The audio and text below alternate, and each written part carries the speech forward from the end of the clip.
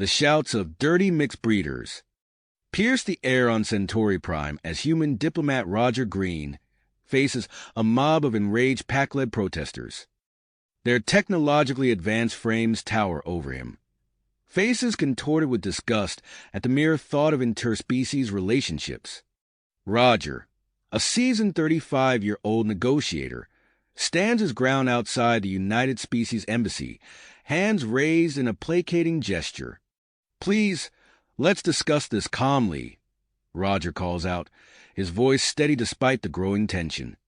The pack-led crowd surges forward, their normally stoic features twisted with an uncharacteristic rage.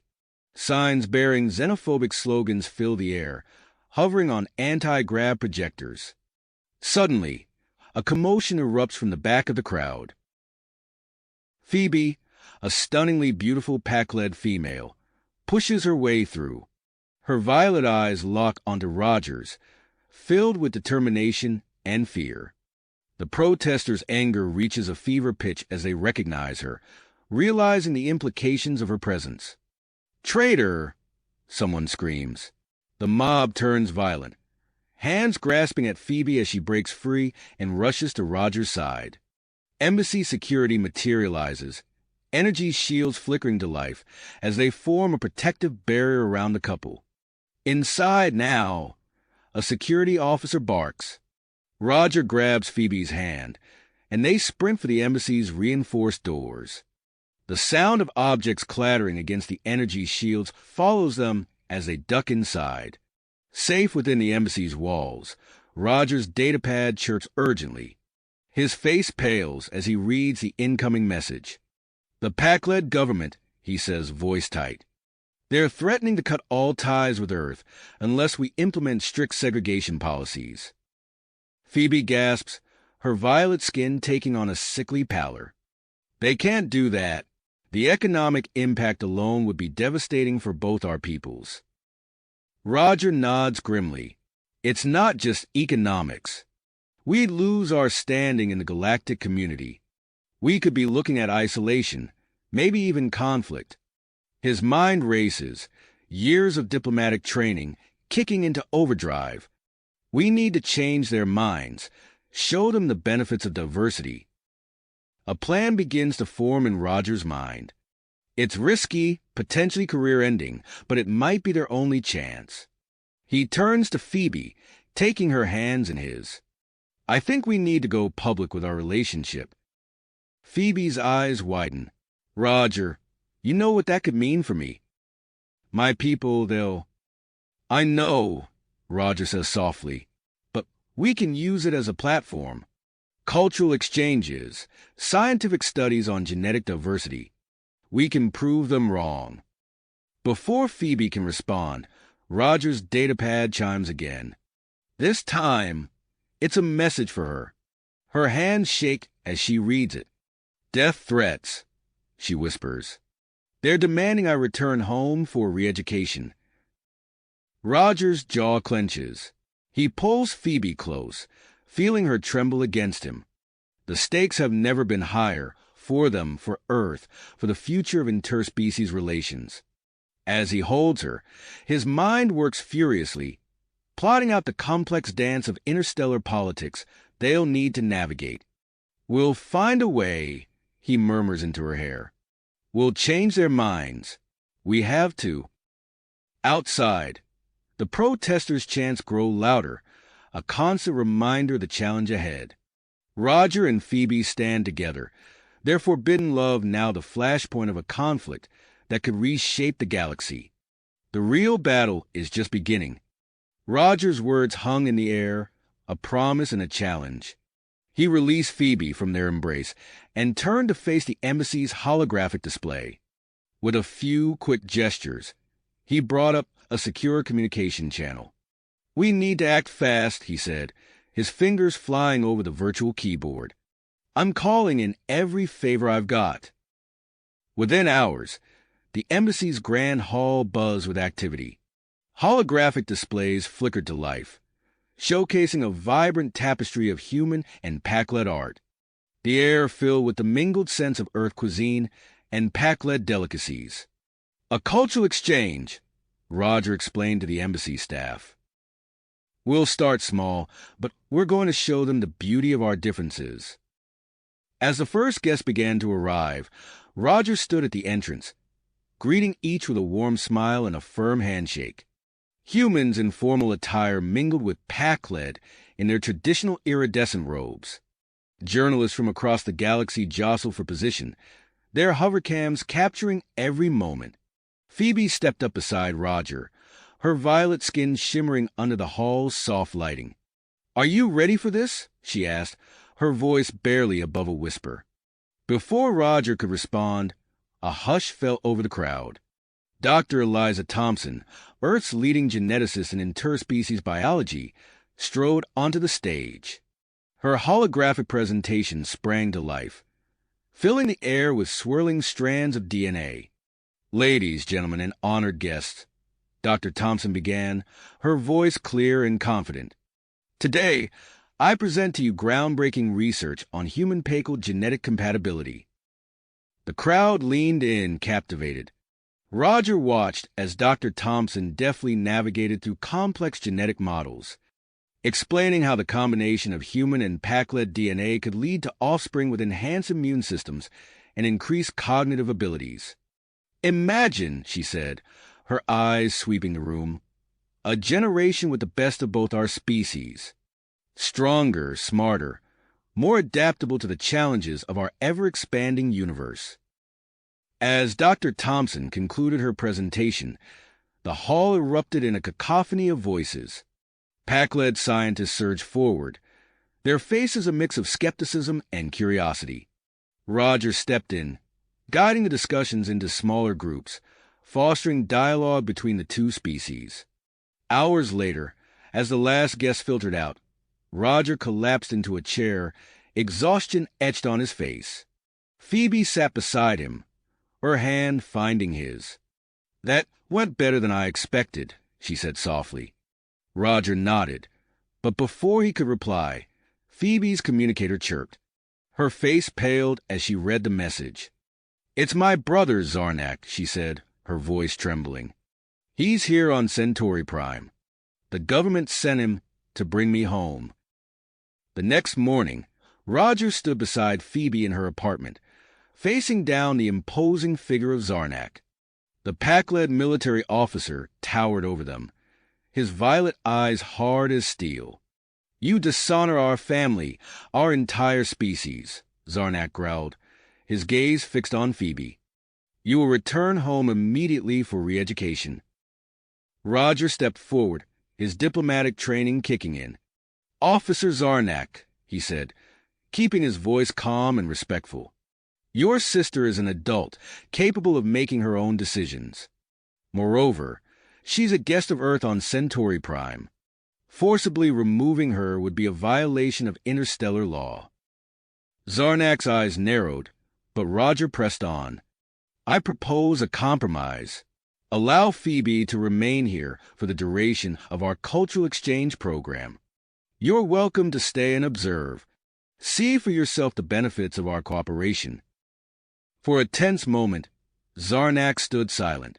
Finally, he gave a curt nod. "Very well. But know this, human. I will be watching." As Zarnak left, Roger and Phoebe shared a relieved glance. Their respite was short-lived, however. Roger's datapad lit up with urgent news alerts. Across Centauri Prime, a wave of violence was erupting. Interspecies couples were being attacked, cultural venues vandalized. "The Purity Front," Roger muttered, scanning the reports. "They're escalating." Days passed in a blur of emergency meetings and security briefings. Roger and Phoebe worked tirelessly, organizing more events, reaching out to community leaders. But for every step forward, the Purity Front seemed to push them 2 steps back. The tension reached its peak during a human-packled art exhibition at the embassy. Roger was in the middle of a speech when the first explosion rocked the building. Smoke filled the air as panic screams erupted from the crowd. "Everyone stay calm," Roger shouted, his voice cutting through the chaos. He spotted Phoebe across the room, ushering people towards the exits. Their eyes met briefly, a silent acknowledgement passing between them. Security teams swarmed the area, energy shields flickering to life.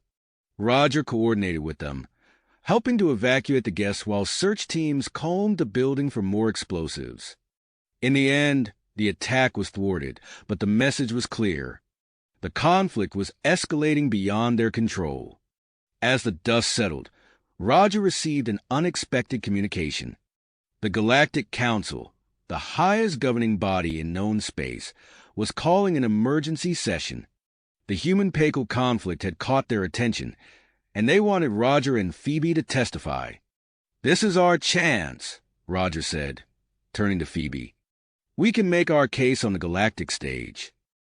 Phoebe nodded, her expression a mix of hope and apprehension. "But it also means exposing ourselves to the entire galaxy. Are we ready for that?" Roger took her hand, squeezing it gently. "We have to be. It's not just about us anymore. It's about the future of both our species." As they began preparations for the hearing, the weight of their tasks settled over them. The constant scrutiny, the threats, the pressure of representing not just themselves, but the very idea of interspecies harmony, it was all taking its toll. "We need a break," Roger said one evening, noticing the dark circles under Phoebe's eyes. "Just a few days to regroup." They retreated to a secluded mountain lodge on the outskirts of the capital. Surrounded by the serene beauty of Centauri Prime's wilderness, they found moments of peace amidst the storm. But even in this tranquil setting, fate had one more surprise in store for them. During a hike through the dense forest, they stumbled upon something extraordinary: a hidden community of human-Pacal couples and their children. An elderly couple, Marcus and Lyra, greeted them at the entrance to the secret settlement. Their weathered faces bore the marks of both their species, a living testament to decades of love and perseverance. "Welcome," Marcus said, his voice warm and inviting. "We've been expecting you." Roger and Phoebe exchanged bewildered glances. As they followed Marcus and Lyra into the heart of the community, they realized they had stumbled upon something far more valuable than a simple hideaway.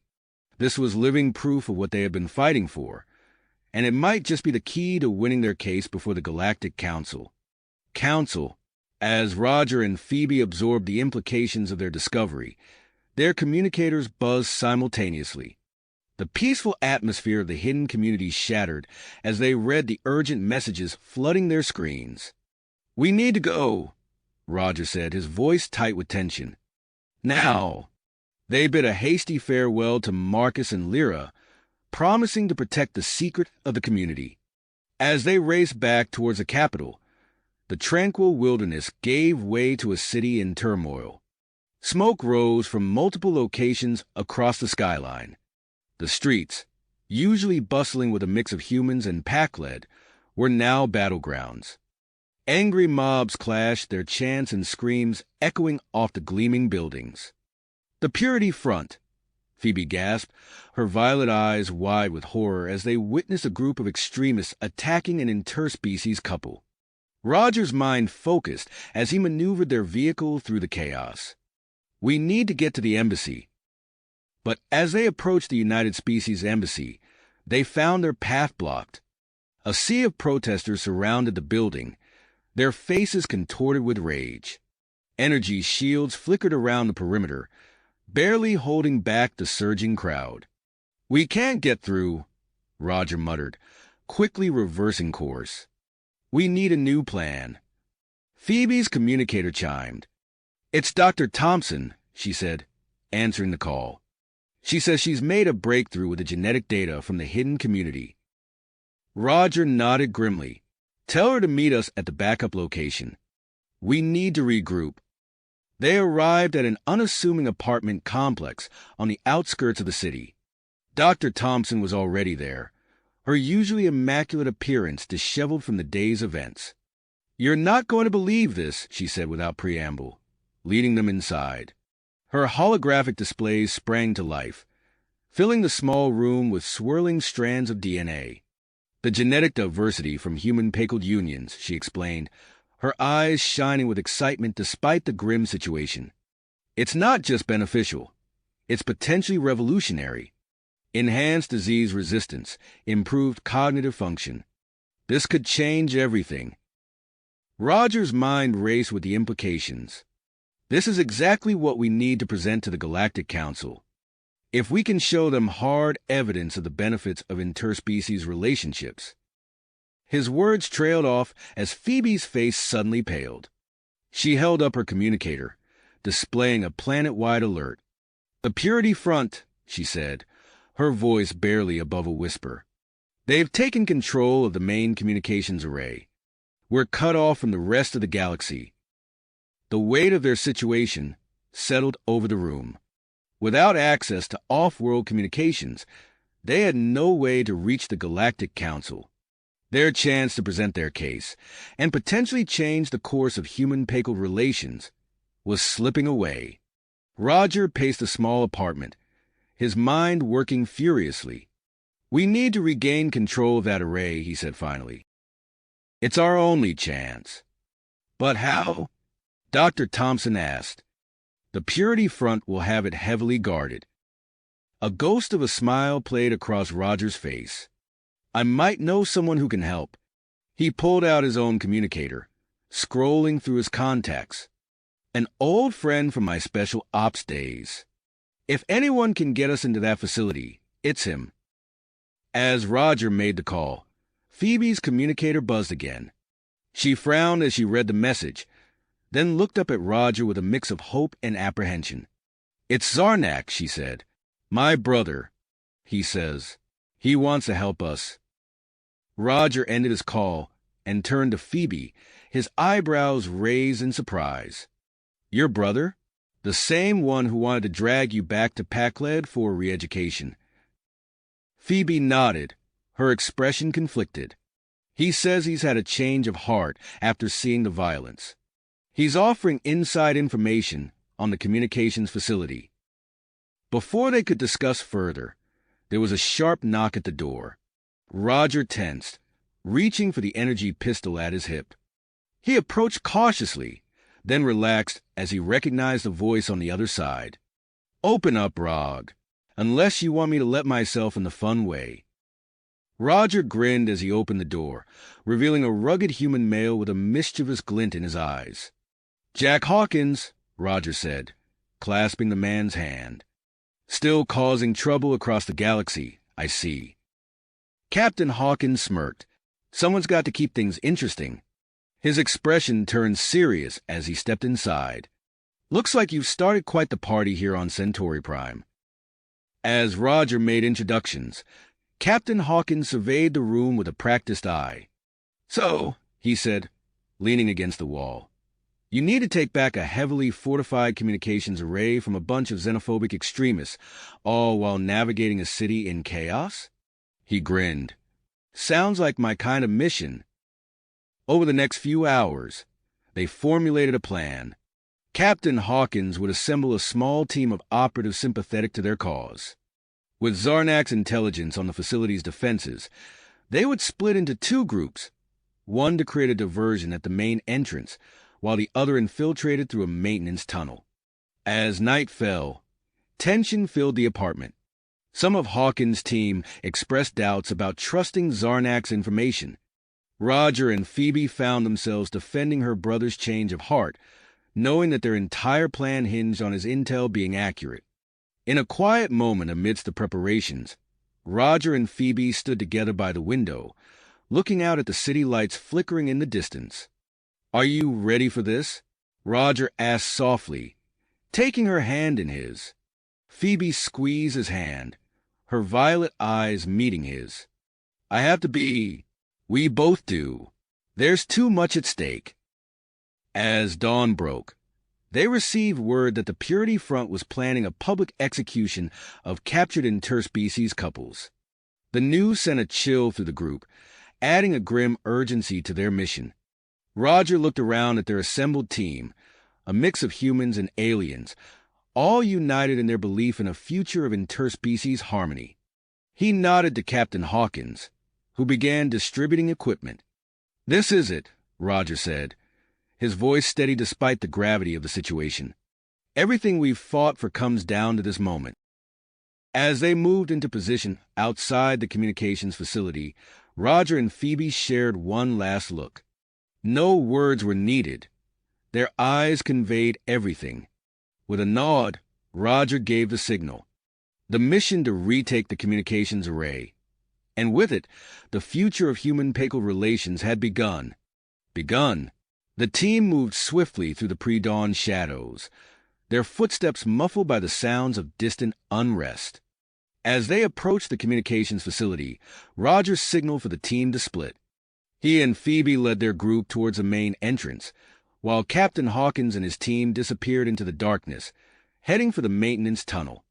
Roger activated his sonic disruptor, feeling its low hum vibrate through his palm. "Remember," he whispered to his team, "non-lethal force only. We're here to stop the violence, not escalate it." Phoebe nodded, her violet eyes glinting with willpower in the dim light. She raised her hand, counting down silently. 3, 2, 1. They burst into action. The air filled with the high-pitched whine of sonic disruptors as Roger's team unleashed a barrage on the unsuspecting Purity front guards. The effect was immediate. Guards stumbled, disoriented, their weapons clattering to the ground as they clutched their heads. Roger pushed forward, using the confusion to gain ground. But as they advanced, a shout rang out from within the facility. Suddenly, the night erupted in a storm of energy blasts. The Purity front was responding with more force than anticipated. "Take cover," Roger yelled, diving behind a low wall. Energy bolts sizzled overhead, leaving scorch marks on the building's facade. He glanced at Phoebe, who had taken shelter behind a nearby pillar. She met his gaze and nodded, signaling she was unharmed. Inside the facility, Captain Hawkins and his team crept through the dimly lit maintenance tunnel. The air was thick with the smell of ozone and machinery. Dr. Thompson moved cautiously behind them, her eyes darting nervously from shadow to shadow. As they reached the junction, Hawkins held up a hand, signaling the team to stop. He pulled out a small device, consulting the schematic Zarnak had provided. His brow furrowed. "This isn't right," he muttered. "There should be an access panel here, but—" His words trailed off as he ran his hand along the smooth wall. Where the schematics showed an entry point, there was only solid metal. Dr. Thompson stepped forward, her fingers tracing intricate patterns on the wall's surface. "It's a Pac-led security measure," she whispered. "New. Very advanced." Her hands moved faster, deciphering the hidden mechanisms. With a soft click, a panel slid open, revealing a complex array of circuitry. "Impressive," Hawkins said, nodding appreciatively. "Can you bypass it?" Dr. Thompson's fingers flew over the circuits, her face a mask of concentration. "Give me 2 minutes." Outside, the situation was deteriorating rapidly. The Purity Front's numbers seemed to grow with each passing moment. Roger's team was being pushed back, inch by inch. "We need to hold this position," Roger shouted over the din of energy weapons. He saw an opportunity and took it, stepping out from cover with his hands raised. "Listen to me," he called out to the Purity Front forces. "This doesn't have to end in bloodshed. We can still find a peaceful resolution." For a moment, the barrage of energy blasts slowed. Roger could see uncertainty in some of the faces before him.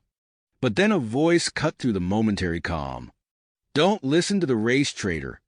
Push them back." The attack resumed with renewed vigor. Roger ducked back into cover, his attempt at diplomacy thwarted. Phoebe's communicator buzzed. She read the message, her face paling. "Roger," she called out, her voice tight with urgency. "Zarnak says Commander Vex is on his way with reinforcements. And," she hesitated, "the captured couples are being moved. They're going to execute them soon." Roger's mind raced, weighing their options. They couldn't abandon the communications array, but they couldn't let innocent people die either. He made a split-second decision. Phoebe, take a team and go after the captives. I'll hold the line here. Phoebe's eyes widened. But Dash. Go! Roger insisted. We don't have time to argue. With a reluctant nod, Phoebe gathered a small group and slipped away from the main battle, racing against time to save the condemned couples. Inside the facility, Hawkins' team had finally reached the central control room. They burst in, catching the Purity Front operatives off guard. A fierce hand-to-hand battle ensued. Hawkins ducked under a wild swing, countering with a swift jab to his opponent's solar plexus. Around him, his team engaged in similar close-quarters combat. In the chaos, an errant energy blast struck the communications array. Sparks flew as delicate equipment shorted out. Thompson, Hawkins yelled, grappling with a Purity Front guard. The array! Dr. Thompson rushed to the damaged console, her fingers flying over the controls. It's bad, she called back, her voice strained. I can bypass some of the damage, but we're losing functionality fast. Outside the facility, a new voice cut through the sounds of battle. This is Commander Vex of the Purity Front. Lay down your weapons or face annihilation. Roger's heart sank. They were out of time. But then, another voice responded, strong, authoritative, and unmistakably pack-led. Belay that order. This is Colonel Zarnak. Stand down immediately. Confusion rippled through the Purity Front forces. Roger seized the moment, activating his emergency transmitter. He had to get a message to the Galactic Council before it was too late. This is Ambassador Roger Daniels on Centauri Prime. He spoke rapidly into the device.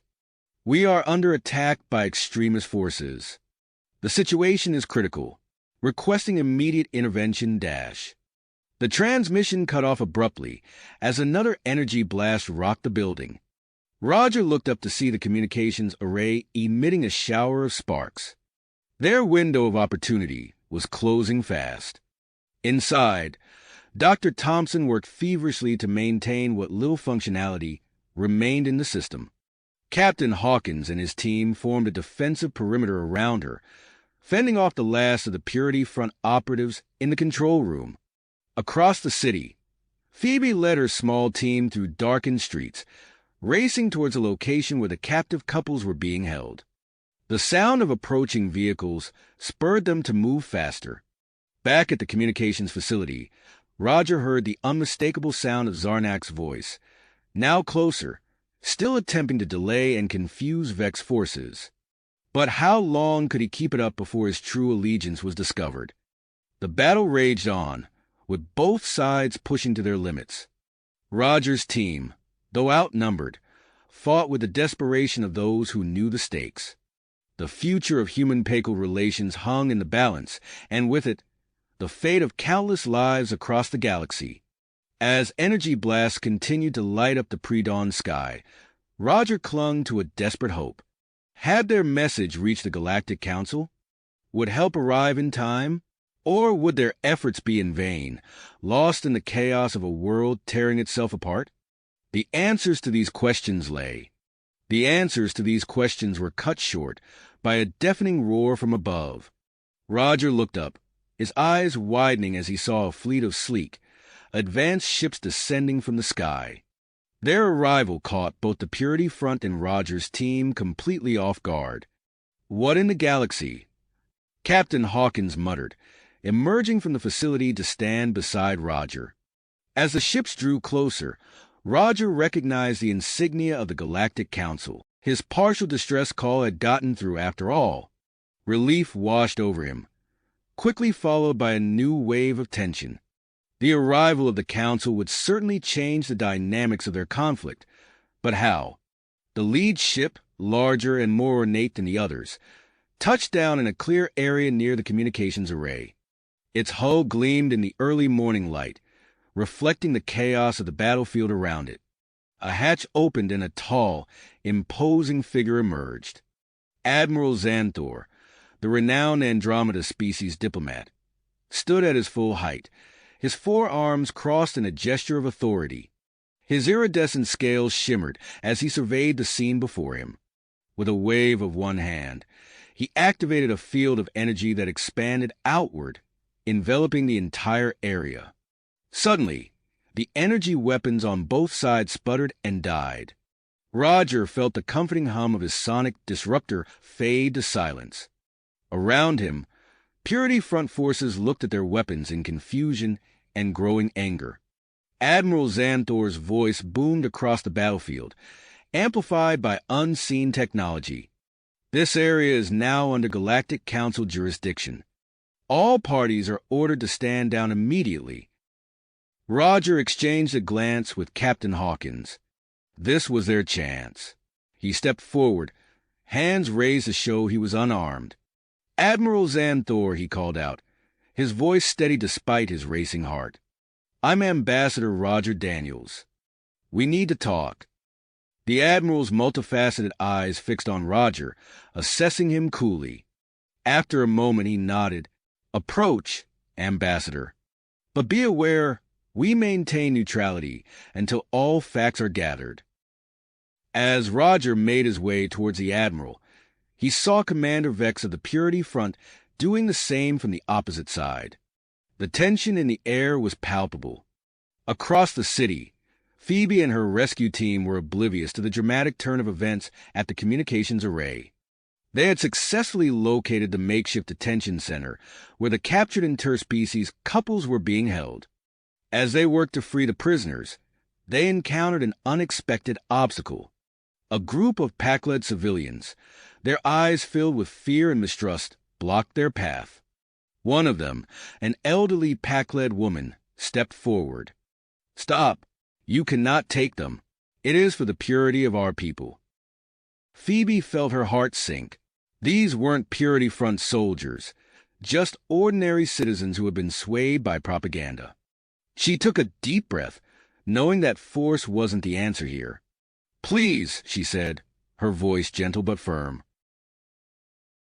"I understand you're afraid, but these people have done nothing wrong. They only want to love who they love." The elderly pack-led woman hesitated, her purpose wavering. Phoebe pressed on, drawing on her own experiences. "I'm in love with a human. His name is Roger. And our love doesn't diminish my pack-led heritage. It enriches it. We're not enemies. We're all just people trying to find happiness." Her words seemed to resonate with some of the civilians. Murmurs of uncertainty rippled through the group. Phoebe held her breath, hoping her appeal to their shared humanity, or rather, their shared personhood, would be enough. Back at the communications array, Dr. Thompson and her team worked feverishly to restore full functionality to the system. Galactic Council technicians hovered nearby, their advanced tools both a help and a hindrance as the human and pack-led engineers struggled to integrate them with the existing technology.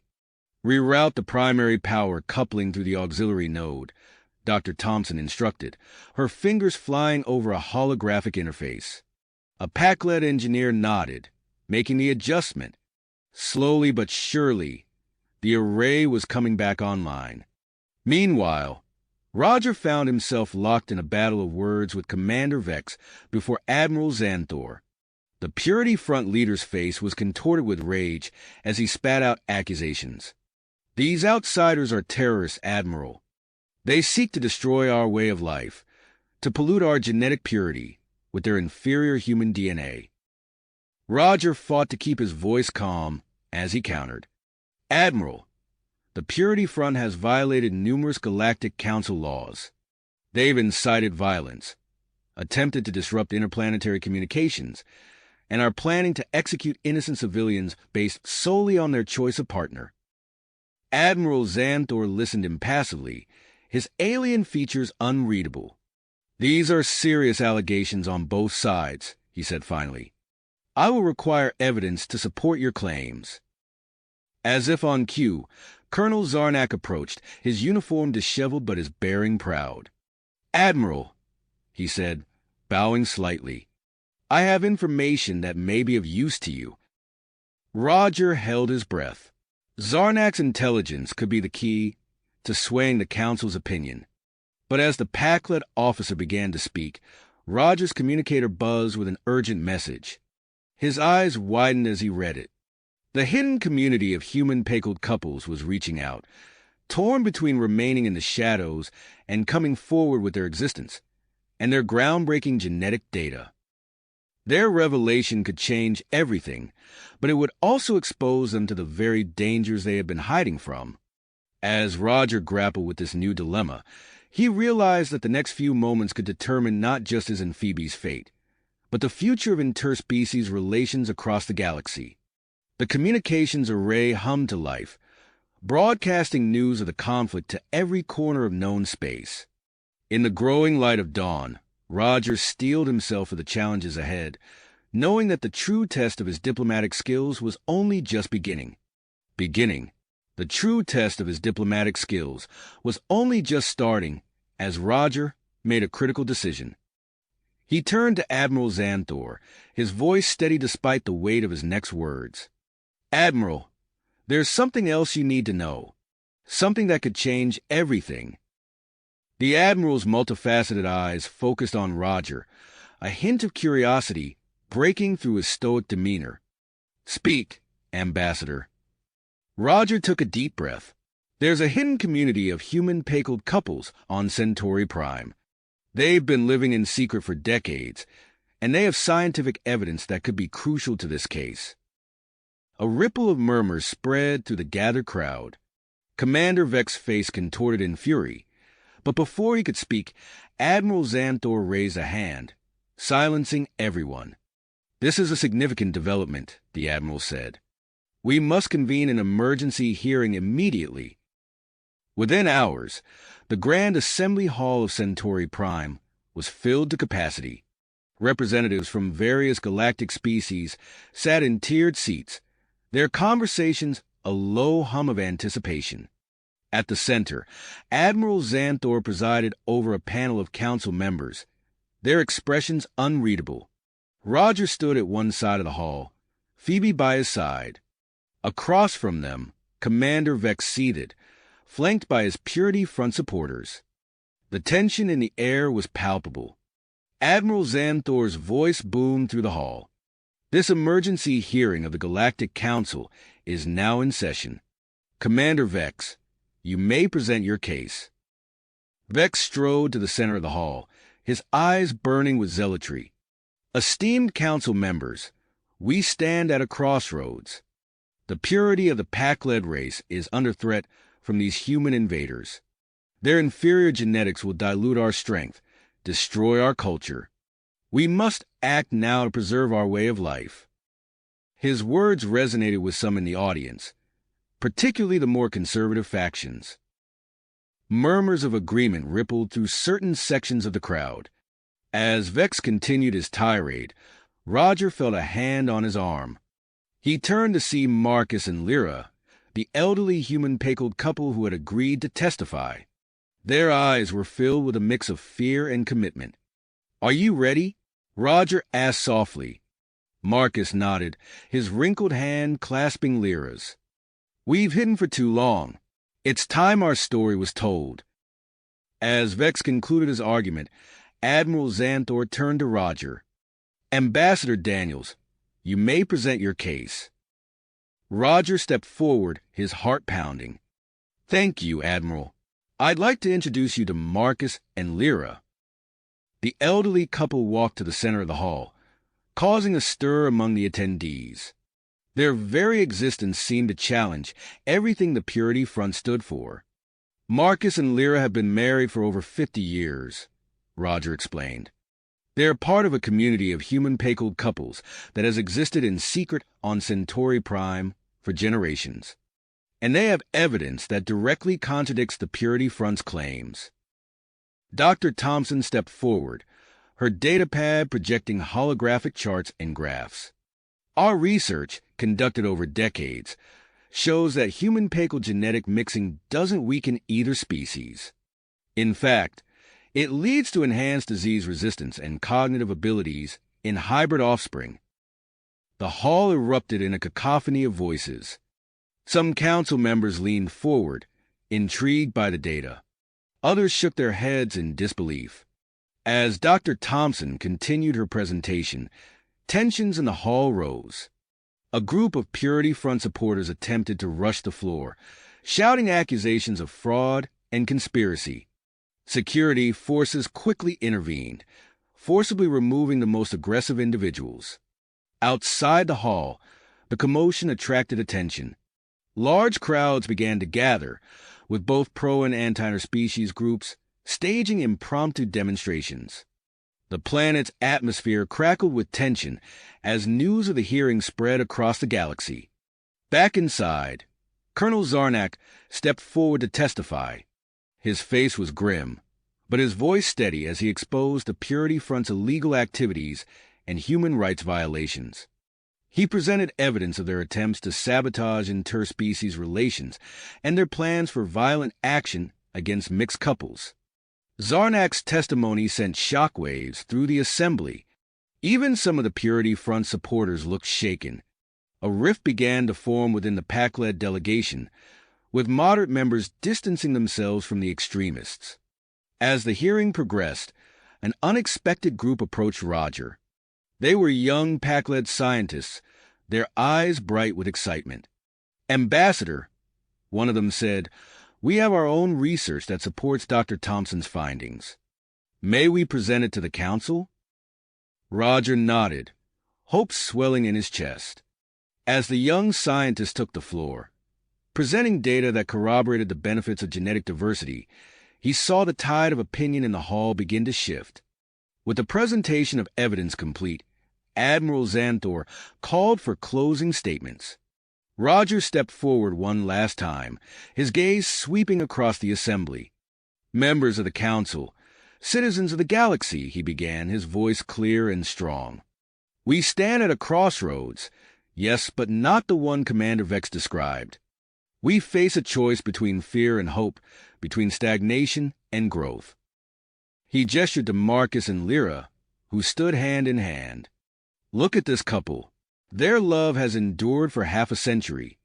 Their children and grandchildren are living proof that our species can come together, not to weaken each other, but to create something new and beautiful." Roger's words resonated through the hall, causing a palpable shift in the atmosphere. Even some who had been skeptical earlier now nodded in agreement. "The strength of our galactic community lies not in genetic purity, but in our diversity," Roger continued. "By coming together, by sharing our strengths and overcoming our weaknesses together, we can achieve greatness beyond anything we could accomplish alone." As Roger concluded his speech, a hush fell over the assembly. Admiral Xanthor stood, his imposing figure commanding attention. "The council will now retire to deliberate," he announced. "We will reconvene to deliver our decision in 1 hour." As the council members filed out, Roger found himself standing next to Phoebe. They shared a look of exhaustion and hope. "Whatever happens," Phoebe said softly, "I'm proud of what we've done here today." Roger nodded, taking her hand in his. They had fought hard, but the final decision was out of their hands. All they could do now was wait, and hope that their efforts had been enough to change the course of history. The tension in the assembly hall was palpable as the council members filed back in after their deliberation. Roger felt Phoebe's hand tighten around his, her pulse quickening in anticipation. The crowd fell silent as Admiral Xanthor stepped forward, his 4 arms raised to command attention. "We have reached our decision," the Admiral's voice resonated through the hall. "After careful consideration of all evidence presented, the Galactic Council officially recognizes and supports interspecies relationships, including those between humans and PAC-led." A collective gasp rippled through the assembly, followed by a moment of stunned silence. Then, cheers erupted from Roger and Phoebe's supporters, their jubilant voices filling the air. On the other side of the hall, the Purity Front members reacted with visible dismay, their faces contorted in shock and anger. Admiral Xanthor continued, his voice cutting through the commotion. Furthermore, we declare that any discrimination or violence against mixed couples is now a violation of galactic law. Roger felt a surge of emotion wash over him. He turned to Phoebe, seeing tears of joy glistening in her eyes. They embraced, their relief and happiness intertwining. The Admiral wasn't finished. In light of this ruling, the Council announces the establishment of a new Interspecies Relations Committee. Ambassador Roger Daniels, please step forward. Surprised, Roger made his way to the center of the hall, standing before the imposing figure of Admiral Xanthor. Ambassador Daniels, we appoint you as the human representative on this committee, the Admiral stated. And Phoebe, he continued, gesturing for her to join them, you will serve as the pack-led liaison. Together, you will oversee the integration of mixed-species couples into society and promote cultural understanding across the galaxy. As Roger and Phoebe stood side by side, accepting their new roles, movement near the back of the hall caught their attention. Security forces were surrounding Commander Vex, who was shouting in protest. You can't do this. The pack-led race will be destroyed. Vex's face was contorted with rage as the officers restrained him. Admiral Xanthor's voice cut through the commotion. Commander Vex, you are under arrest for inciting violence and violating sentient rights. The Purity Front is hereby labeled an extremist group and will face the full consequences of galactic law. As Vex was led away, Roger noticed several of his followers quickly distancing themselves, their expressions a mix of fear and uncertainty. In the days that followed, Centauri Prime underwent a rapid transformation. The hidden community of human-pacal couples began to emerge from the shadows, led by Marcus and Lyra.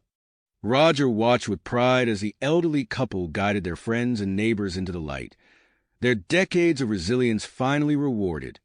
One morning, as Roger and Phoebe were preparing for another day of meetings and public appearances, a call came through on their communication device.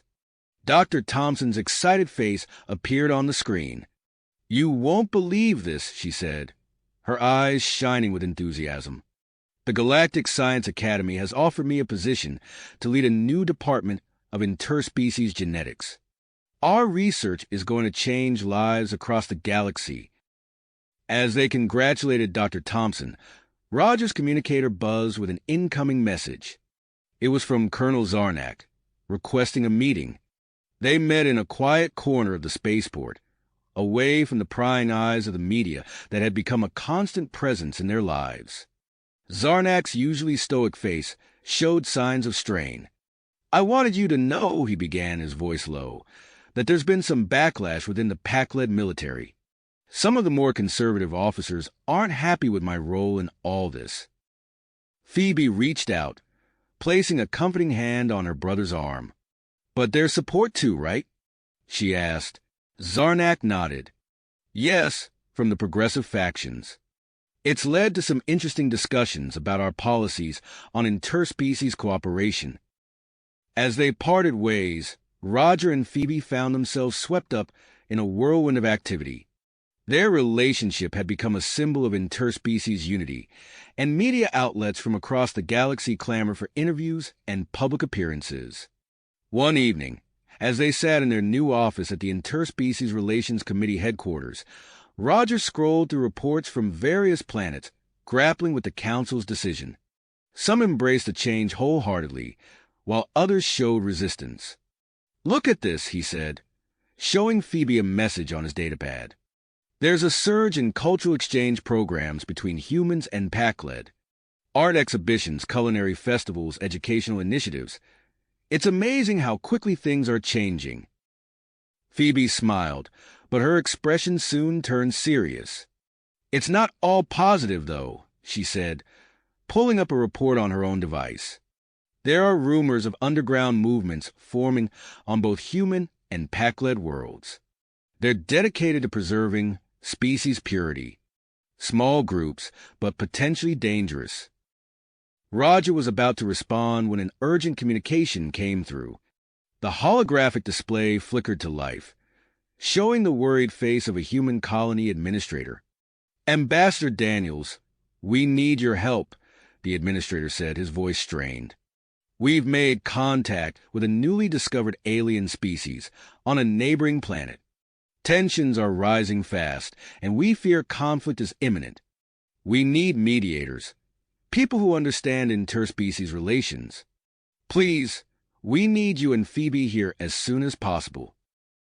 Roger and Phoebe exchanged a look, recognizing the weight of the situation. As they began to prepare for their journey, they knew that their work in promoting interspecies harmony was just getting started. The challenges ahead would test not only their diplomatic skills, but also the strength of their own relationship. The challenges ahead would test not only their diplomatic skills, but also the strength of their own bond. As they prepared for their journey to New Eden, Roger and Phoebe worked tirelessly to gather all available information on the human colony and the newly discovered Zephyrians. The urgency of the situation took a toll on their minds as they boarded the sleek interstellar shuttle. During the journey, they pored over reports and cultural briefings. Phoebe's eyes widened as she studied the holographic images of the Zephyrians. "Look at their iridescent skin," she marveled. "It's almost like they're made of living opal." Roger nodded, equally fascinated. "And these feather-like appendages, I wonder if they serve a biological function or if they're purely ornamental." As their shuttle descended through New Eden's atmosphere, the stark reality of the situation became apparent. The human settlement sprawled across the landscape, a patchwork of biodomes and terraformed fields. Surrounding it, in sharp contrast, were the organic structures of the Zephyrian encampments, seeming to pulse with life. Governor Marcus Blackwell met them at the landing pad, his face set in a grim expression. "Ambassador Daniels, Ms. Zarnak," he greeted them curtly. "I hope you understand that your presence here is not entirely welcome." Roger stepped forward, extending his hand. "Governor Blackwell, we're here to help find a peaceful resolution.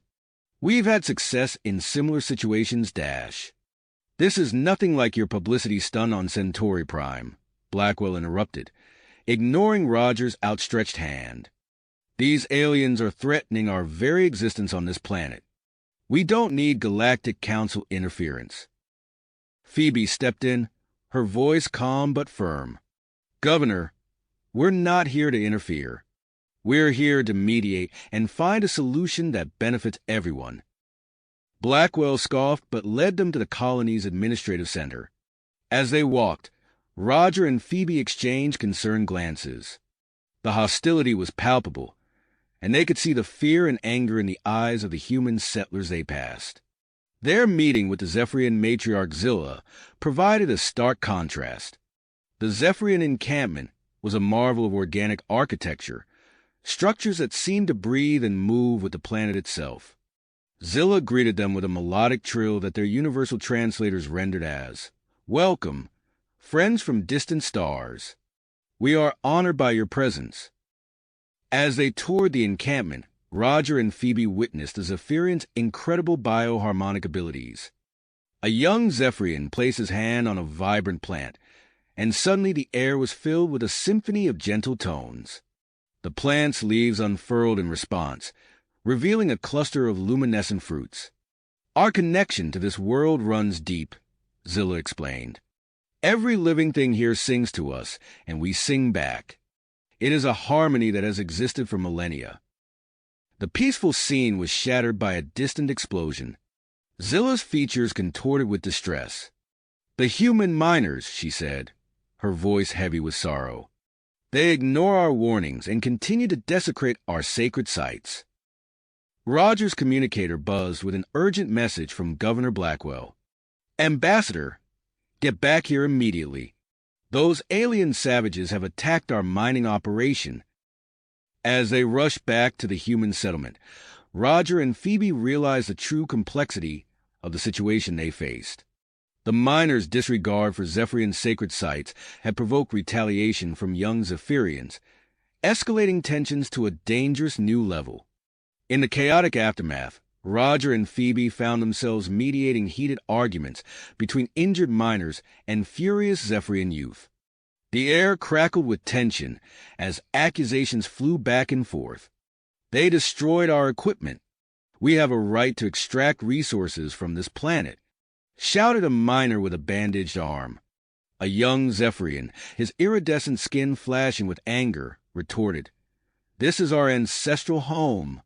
Your machines are poisoning the land and silencing the songs of our world."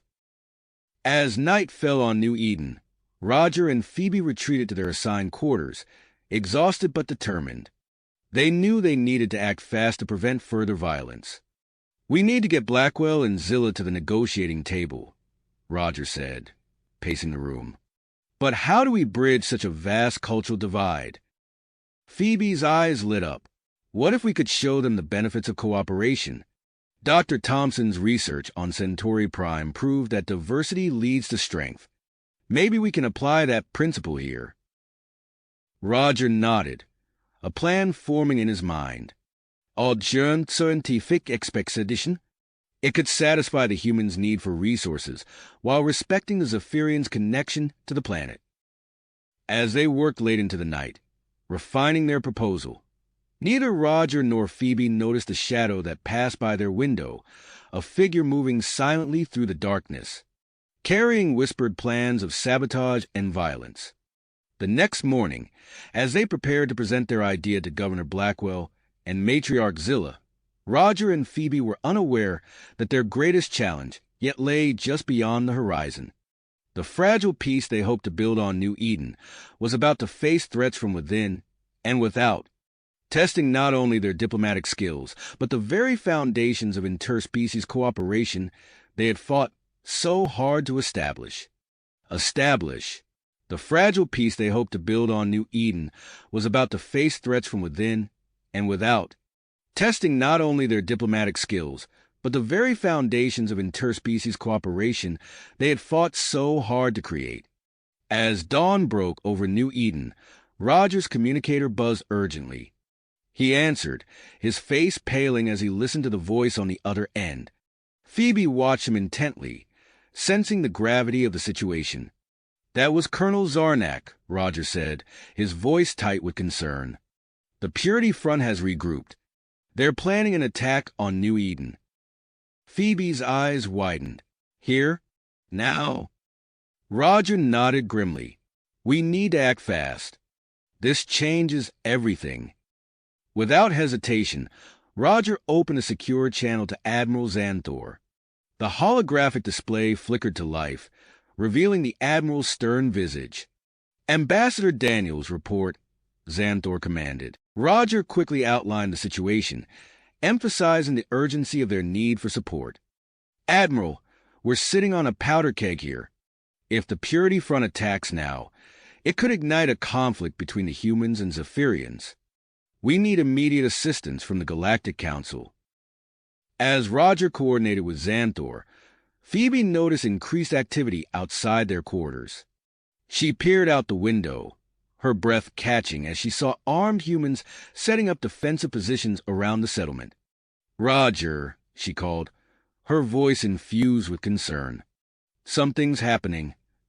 They rushed outside, only to be met by Colonel Jared Stone, his face set in relentless drive. "Ambassador, we've received intel about a possible attack. We're mobilizing our defense force." Roger's eyes narrowed. "Colonel, this action could be misinterpreted by the Zephyrians. We need to inform them immediately." Before they could act, a Zephyrian messenger arrived, his iridescent skin pulsing with agitation. "The matriarch demands an explanation for this show of force," he trilled, his feather-like appendages quivering. Recognizing the rapidly escalating tensions, Roger made a split-second decision. "We need to bring everyone together. Now." Within hours, Roger and Phoebe had assembled an emergency meeting in the colony's central plaza. Governor Blackwell, Colonel Stone, Matriarch Zilla, and several Zephyrian youth leaders gathered, the air thick with suspicion and barely suppressed hostility. Roger stepped forward, his voice carrying across the assembled group. I know tensions are high, but we face a threat that endangers us all. The Purity Front, an extremist group dedicated to species segregation, is planning an attack on New Eden. A murmur rippled through the crowd. Matriarch Zilla's feathers shimmered with concern. Why should we believe this? How do we know this isn't a ploy to justify your military buildup? Colonel Stone bristled, but before he could respond, Phoebe intervened. Matriarch, we understand your skepticism, but this threat is real, and it puts both our peoples at risk. We need to stand united. Governor Blackwell, who had remained silent until now, spoke up. What do you propose, Ambassador? Roger took a deep breath. Governor, as a show of good faith, I ask that you halt all mining operations in Zephyrian sacred sites. He turned to Zilla. And Matriarch, in return, we ask for your people's support in defending New Eden against this external threat. The plaza fell silent as the leaders considered Roger's words. Finally, Governor Blackwell nodded. Agreed. All mining operations in sacred sites will cease immediately. Matriarch Zilla's feathers rippled with a mix of relief and commitment. The Zephyrians will stand with you against this threat. Our world sings of unity, and we must heed its call. As the meeting dispersed, Roger's communicator chimed. Dr. Thompson's excited face appeared on the screen. Roger, Phoebe, I've made a breakthrough. The Zephyrians' bioharmonic abilities, they're not just cultural, they're deeply connected to the planet's ecosystem. I think we can use this connection to create an early warning system for approaching ships. Roger's eyes lit up. That could be crucial, Doctor. How soon can you implement it? With Zephyrian help, we could have it operational within hours, Dr. Thompson replied. As they set to work, integrating Dr. Thompson's discovery into their defense plans, Roger and Phoebe felt a glimmer of hope. The humans and Zephyrians were working together, combining their unique strengths to protect their shared home. Colonel Stone approached them, his earlier hostility replaced by grudging respect. I've been coordinating with some of the Zephyrian warriors. Their combat tactics are unconventional but effective. We're integrating them into our ground defense strategy. Phoebe nodded approvingly. That's excellent, Colonel. We'll need every advantage we can get. As night fell on New Eden, the newly established bioharmonic early warning system hummed to life. The planet seemed to vibrate with anticipation, humans and Zephyrians alike holding their breath as they waited for any sign of the approaching threat. Suddenly, the system erupted in a cacophony of alien tones. Dr. Thompson's voice crackled over the comm system. Multiple ships detected entering the system. The Purity Front fleet is here. Roger and Phoebe exchanged a determined look. The true test of their fragile alliance was about to begin. As they rushed to the command center, the first streaks of light appeared in the night sky. The Purity Front's advanced forces entering New Eden's atmosphere. The battle for New Eden had begun, and with it, the future of human-Zephyrian relations hung in the balance. Roger and Phoebe knew that the coming hours would determine not just the fate of this planet, but potentially the course of interspecies cooperation across the galaxy. The night sky above New Eden erupted into a dazzling display of explosions and laser fire as the Purity Front ships engaged the planet's hastily assembled defenses. Roger and Phoebe watched from the command center, their faces illuminated by the flickering holographic displays showing the battle unfolding in orbit. The bioharmonic defense system is holding, Dr. Thompson reported, her voice tense but steady. But the strain on the planet's ecosystem is increasing exponentially. As if in response to her words, the ground beneath them trembled. The holographic displays flickered and distorted, showing massive energy fluctuations across the planet's surface. We need to end this quickly, Roger said, turning to Colonel Stone. What's the status of our ground forces? Before Stone could answer, a deafening roar filled the air. The command center's windows rattled as a blinding pulse of energy erupted from the planet's surface, engulfing the Purity Front ships in a web of crackling bioharmonic energy. For a moment, everything went silent. Then, one by one, the enemy ships began to fall from the sky, their systems overloaded by the massive energy surge. "We did it," Phoebe breathed, her eyes wide with disbelief. But their victory was short-lived. As the last of the Purity Front ships crashed to the ground, New Eden itself seemed to revolt. The ground shook violently, fissures opening in the earth. The sky darkened as storm clouds gathered with unnatural speed, crackling with strange energy. "What's happening?"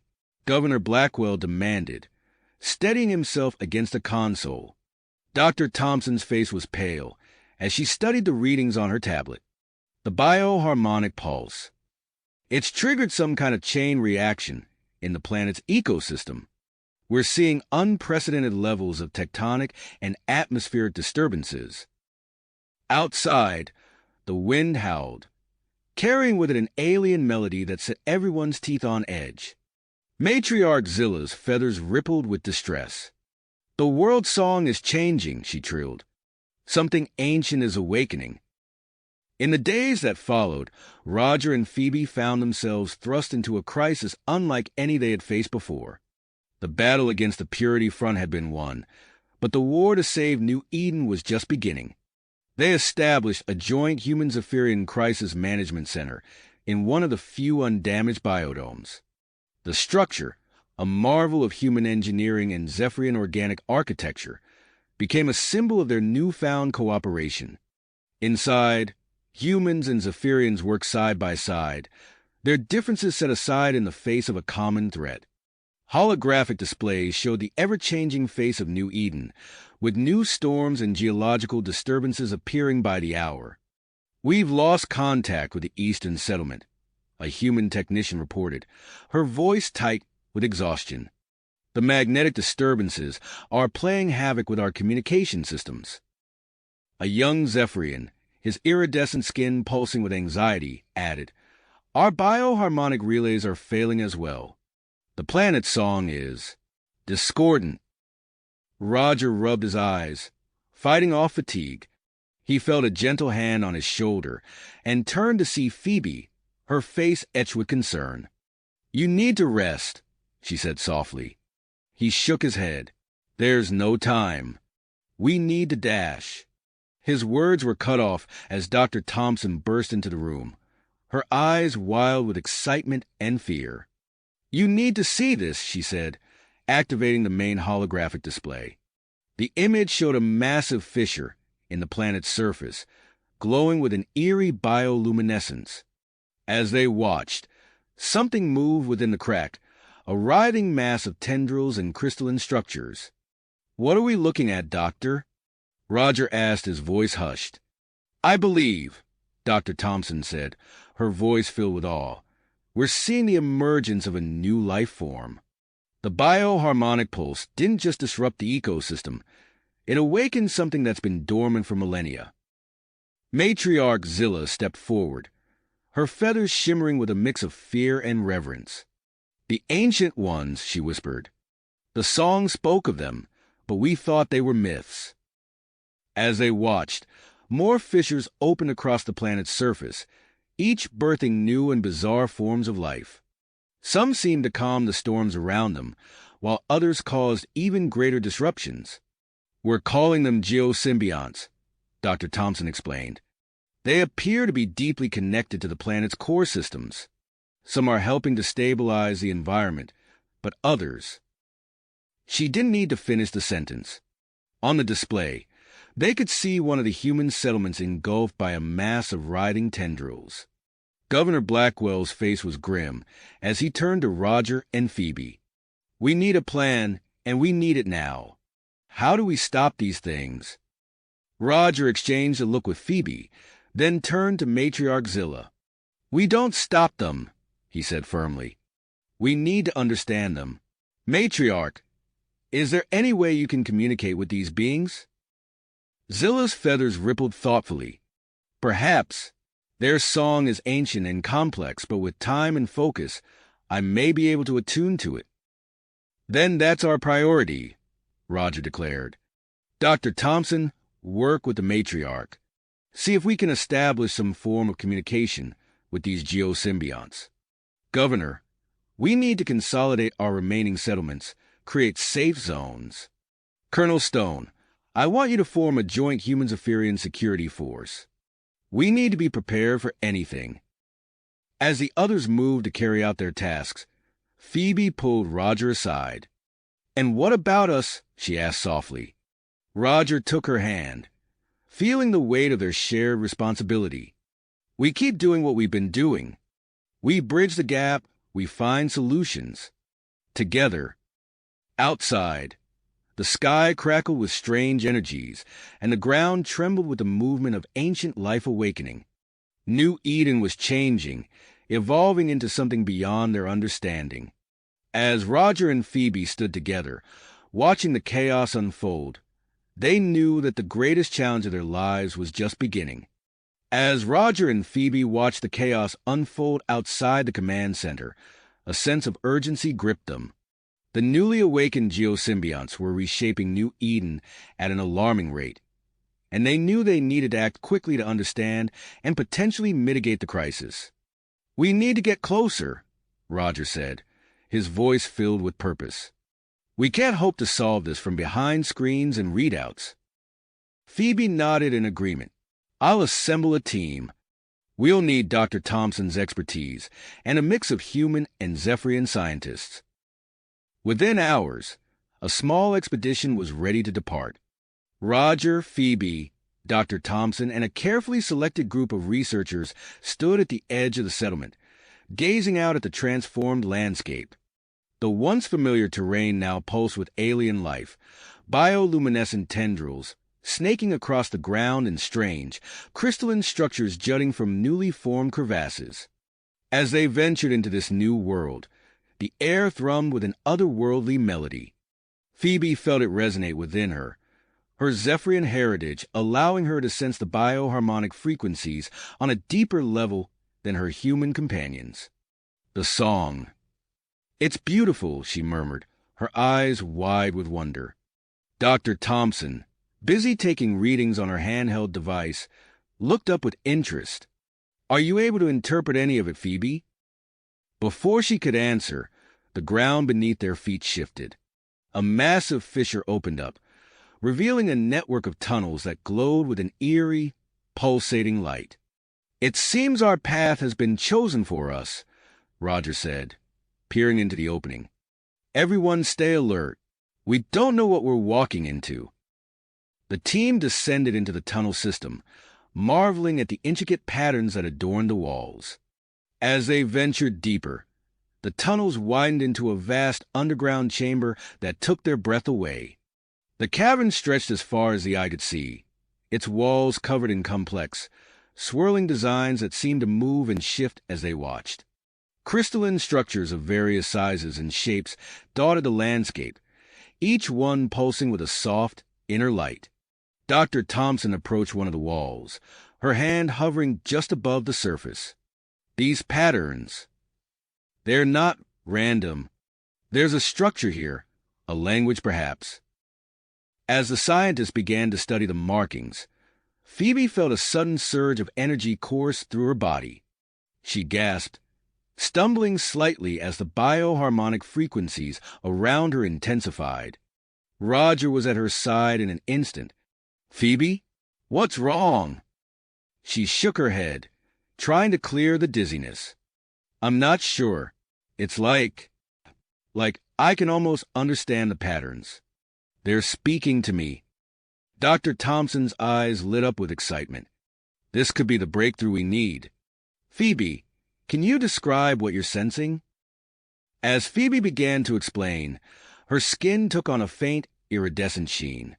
The change was subtle at first, but as she continued to interpret the patterns, the glow intensified.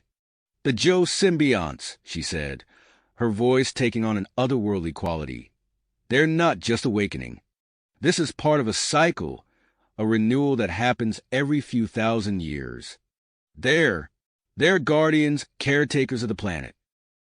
Roger watched with growing concern as Phoebe's body continued to change, her connection to the geosymbionts clearly taking a physical toll. "That's enough," he said firmly. "We need to get you out of here." As the team prepared to retreat, a new sound echoed through the chamber.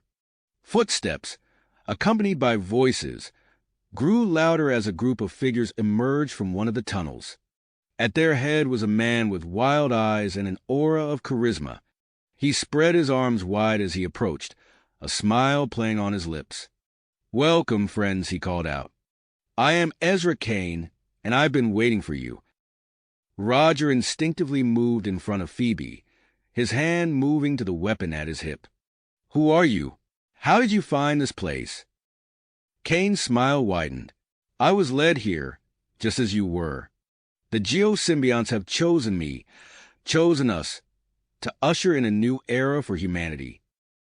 As Kane spoke, more figures emerged from the shadows. They moved with an unnatural grace, their skin shimmering with the same iridescence that now marked Phoebe. Dr. Thompson gasped. "You've been exposed to the geosymbionts for some time, haven't you?" Kane nodded, his eyes gleaming. "We have evolved, become something greater. And now, we invite you to join us. Together, we can harness the power of these ancient beings and reshape New Eden in our image." Roger's grip on his weapon tightened. "And if we refuse?" Kane's expression hardened. "Then you leave us no choice. We cannot allow you to interfere with our destiny." With a wave of his hand, Kane signaled to his followers. From the tunnels emerged monstrous hybrids, twisted combinations of human and geosymbiont that lumbered towards Roger's team. As the expedition members backed away, Phoebe suddenly collapsed, overwhelmed by the intense bioharmonic energy surging through her. Roger caught her, cradling her in his arms as he frantically looked for an escape route. Just as the situation seemed hopeless, a familiar trill filled the air. Matriarch Zilla, accompanied by a group of Zephyrian warriors, emerged from another tunnel. "Stand down, Kane," Zilla commanded, her feathers rippling with awe-inspiring energy. "You do not understand the forces you seek to control." Kane's eyes narrowed.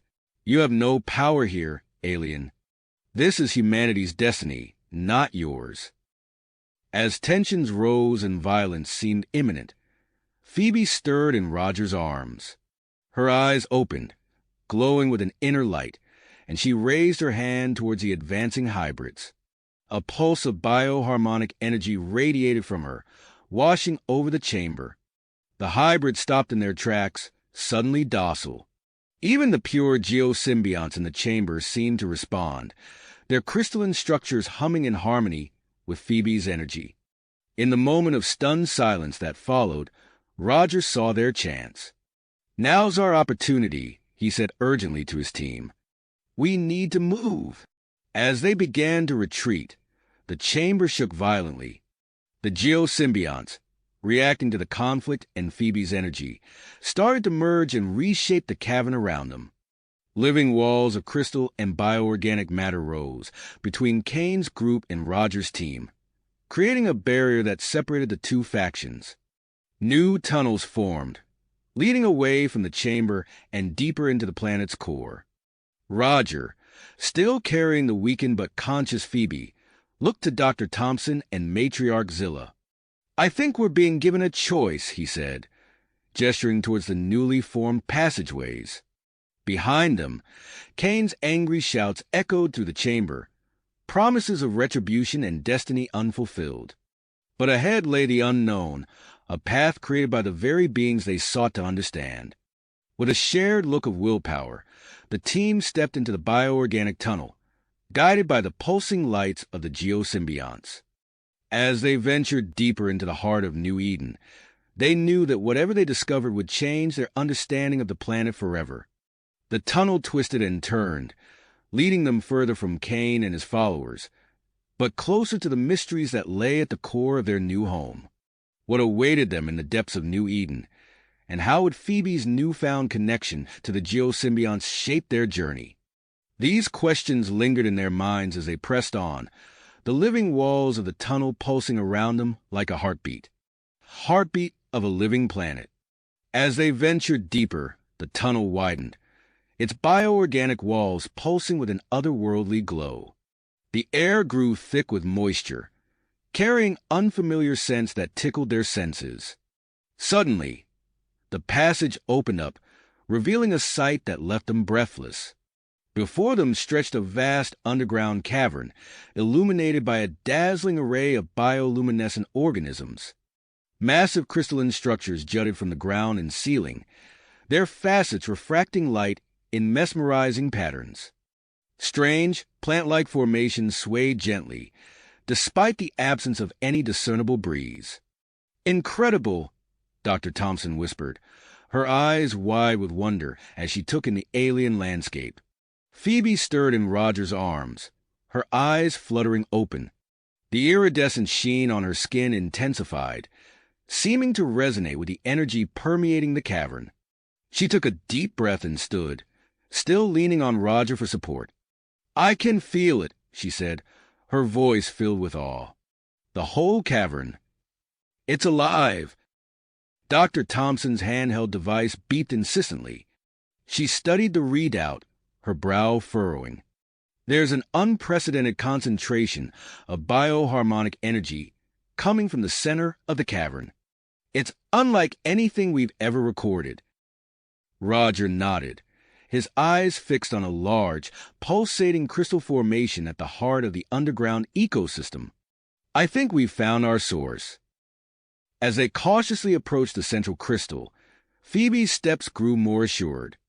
The connection she felt to her surroundings intensified with each step, drawing her inexorably toward the pulsing formation. "Phoebe, wait, Dash," Roger called out, but it was too late. Her hand touched the crystal's surface, and a surge of energy coursed through her body. She gasped, her back arching, as the bioharmonic frequencies resonated through her very being.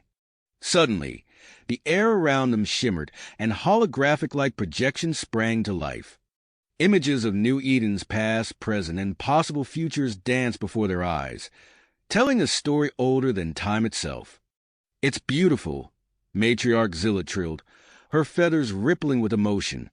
"The geosymbionts there, communicating." Dr. Thompson furiously tapped at her device, recording every detail. "They're showing us their purpose. They're guardians, awakening during times of great change to guide the planet's evolution." The projections shifted, revealing the current environmental crisis on New Eden. They watched as human activities accelerated and intensified a natural cycle, triggering the awakening of the geosymbionts. "They're here to help," Roger realized, his voice filled with wonder. "To stabilize the planet and help all life adapt to the new conditions." As the team absorbed this paradigm-shifting information, a commotion echoed from one of the tunnel entrances. Ezra Kane burst into the cavern, leading his band of followers. His body had undergone a horrific transformation, twisted and mutated by uncontrolled exposure to geosymbiont energy. "At last!" Kane snarled, his eyes wild with fanatical fervor. "The power of the gods will be ours."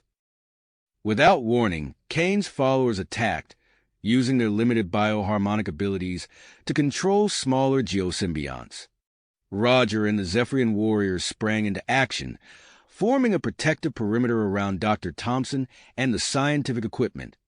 "Protect Phoebe," Roger shouted, drawing his weapon as he faced off against a mutated attacker. The cavern erupted into chaos. Matriarch Zilla's voice rose above the din, her harmonics disorienting Kane's followers.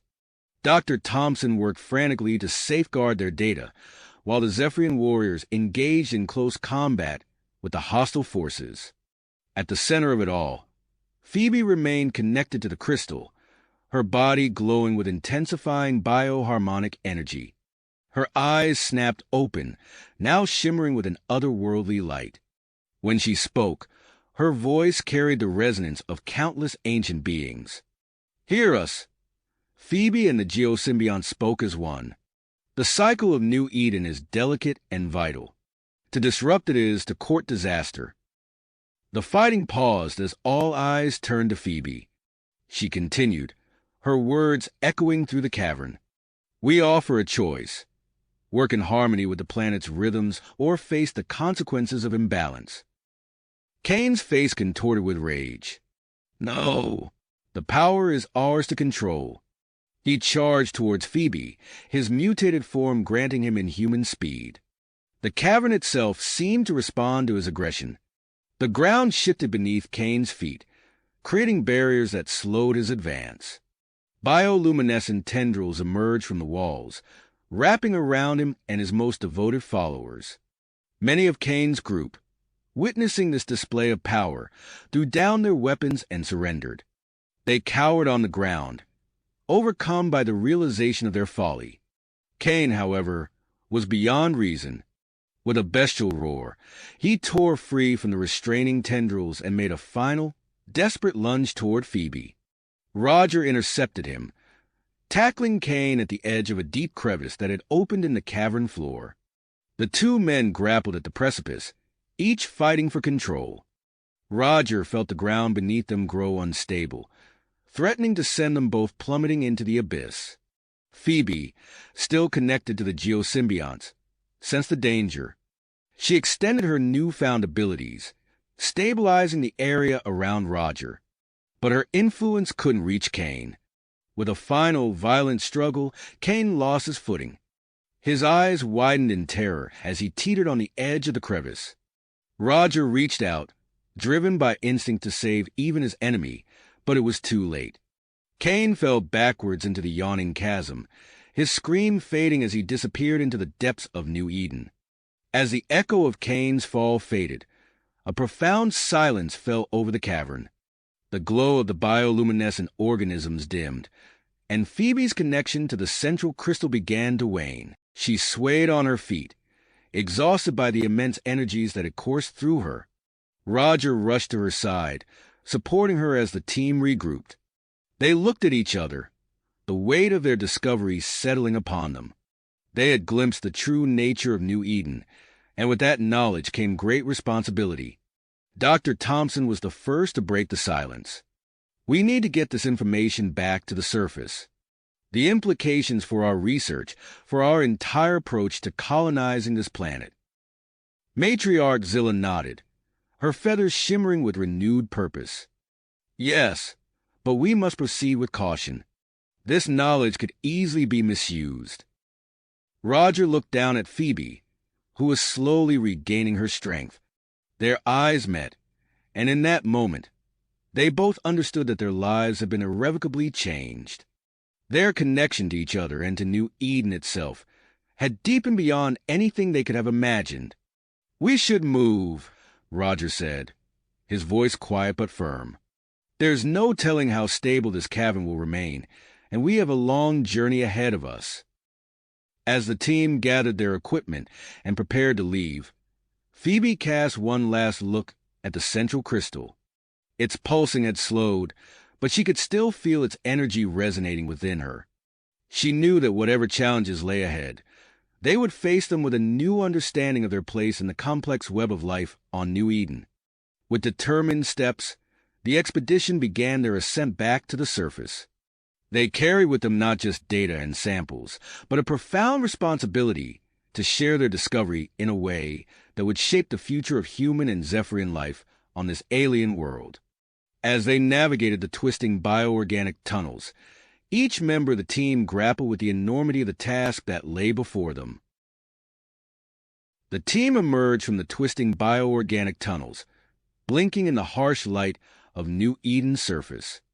Their eyes, accustomed to the soft bioluminescence of the underground caverns, struggled to adjust to the chaotic scene before them.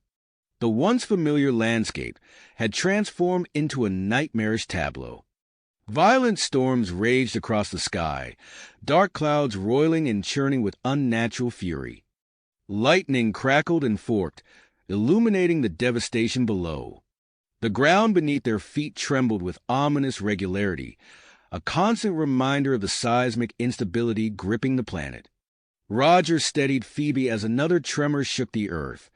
"We need to find shelter and regroup," he shouted over the howling wind. Dr. Thompson clutched her precious data devices to her chest, shielding them from the elements. "The research station. It's our best bet for a secure location." They made their way through the wreckage of fallen trees and scattered debris, the Zephyrian warriors forming a protective perimeter around the group. As they crested a hill, the research station came into view, or what remained of it. The once proud structure now stood partially collapsed, its geodesic dome cracked and listing to one side. "There!" Matriarch Zilla pointed with a feathered appendage. "A section of the biodome appears intact. We can establish a temporary base there." The team fought against the gale-force winds, finally reaching the relative safety of the biodome. Inside, they found a scene of controlled chaos. Scientists and technicians scrambled to salvage equipment and data, while security personnel attempted to maintain order. Governor Blackwell strode towards them, his face etched with worry. "Roger, thank the stars you're back. The situation is deteriorating rapidly. We're barely keeping up with the evacuations." Roger nodded grimly. "We've made a breakthrough, Governor. We understand what's happening, but we need to act fast." As the team began setting up a makeshift command center, a priority communication came through. Ambassador Krell's holographic form materialized before them, his expression severe. "Captain Hawthorne, I demand an immediate briefing on the situation. The Galactic Council is considering quarantine measures for New Eden. We need assurances that this crisis can be contained." Roger exchanged a glance with Phoebe before addressing the ambassador. "Sir, we've discovered the true nature of the geosymbionts. They're not a threat, but a vital part of New Eden's ecosystem. We need time to implement a solution." Krell's eyes narrowed. "Time is a luxury we may not have, Captain. A council fleet is en route as we speak. You have until they arrive to prove you can manage the situation." As the hologram flickered out, the gravity of their predicament settled over the group. Dr. Thompson immediately set to work, her fingers flying over holographic displays as she analyzed the cavern data. "I think I can develop a device to amplify and direct bioharmonic energies," she muttered, more to herself than the others. "If we can harmonize with the planet's natural frequencies, we might be able to stabilize the most volatile regions." Phoebe stepped forward, her skin still shimmering with residual energy from the cavern. "I can help. My connection to the geosymbionts. I can be the conduit." Roger's heart clenched at the idea. "Phoebe, the risks dash." She silenced him with a look. "We don't have a choice, Roger. I'm the only one who can do this." Their moment was interrupted by Colonel Stone, who burst into the command center, his uniform disheveled. "Captain, we've got trouble. A group calling themselves the Symbiont Supremacy is attacking key infrastructure points across the settlement. They're demanding we integrate with the geosymbionts on their terms." Roger focused his mind, feeling the weight of command settle on his shoulders. "Coordinate with the Zephyrian warriors. We need to secure the perimeter and protect Dr. Thompson while she works." As the colonel moved to carry out his orders, Governor Blackwell approached Roger. "I requested assistance from off-world human colonies," he said in a low voice. "We need all the help we can get." Matriarch Zilla overheard, her feathers dripping. "And what of the balance we've worked so hard to achieve? More human settlers could tip the scales." Roger raised his hands, sensing the rising tensions. "We need to focus on the immediate crisis. Once we've stabilized the planet, we can address these concerns at the conference." As if to punctuate his words, another violent tremor shook the biodome. Alarms blared, and warning lights flashed across the command screens. Dr. Thompson looked up from her work, her eyes wide. "We're running out of time. The prototype is ready, but it's untested. Phoebe, are you sure about this?" Phoebe nodded, her tenacity evident in the set of her shoulders. "I'm ready." Roger watched as Dr. Thompson attached a series of biosensors to Phoebe's temples and wrists. The prototype device hummed to life, its crystalline components pulsing with an otherworldly light. "Remember," Dr. Thompson cautioned, "you're acting as a conduit for enormous amounts of energy. If it becomes too much, we'll have to abort immediately." Phoebe closed her eyes, taking a deep breath. As she exhaled, the air around her shimmered and the device's hum intensified. The command center's instruments went haywire, readings spiking off the charts. Outside, the storm seemed to pause, as if holding its breath. For a moment, an eerie calm descended over New Eden. Then, with a blinding flash and a thunderous roar, a pillar of bioharmonic energy erupted from the biodome, piercing the turbulent sky. Roger watched in awe as Phoebe, bathed in an ethereal glow, began to levitate. Her eyes snapped open, revealing irises that swirled with the same energy that now coursed through the planet. As New Eden trembled on the brink of catastrophe, the fate of the entire world hung in the balance, suspended between Phoebe's newfound power and the planet's volatile energies. Forces. The planet's violent convulsions began to subside, replaced by a gentle, rhythmic pulsing that resonated through the earth and air. Phoebe's eyes, still swirling with otherworldly energy, locked onto Roger's. "It's working," she gasped, her voice strained but filled with wonder. "I can feel the balance returning." As the immediate crisis abated, the team's focus shifted to the next monumental task, the planet-wide conference that would determine New Eden's future. Over the following days, as the planet's ecosystem slowly stabilized, Roger and his team worked tirelessly to prepare for the event that would bring together human settlers, Zephyrians, and off-world representatives. The day of the conference arrived with a palpable tension in the air. The repaired biodome, now a symbol of resilience and cooperation, buzzed with activity as delegates from various factions filed in. Roger stood at the entrance, greeting arrivals alongside Governor Blackwell and Matriarch Zilla. His eyes constantly scanned the crowd, alert for any signs of trouble. Ambassador Krell's arrival caused a stir, his imposing presence a reminder of the galactic stakes at play. As he approached, Roger straightened his posture, keenly aware of the scrutiny they were under. "Captain Hawthorne," Krell intoned, his multifaceted eyes gleaming, "I trust you're prepared to justify your unorthodox methods." Roger nodded firmly. "Ambassador, what we've discovered here will change everything.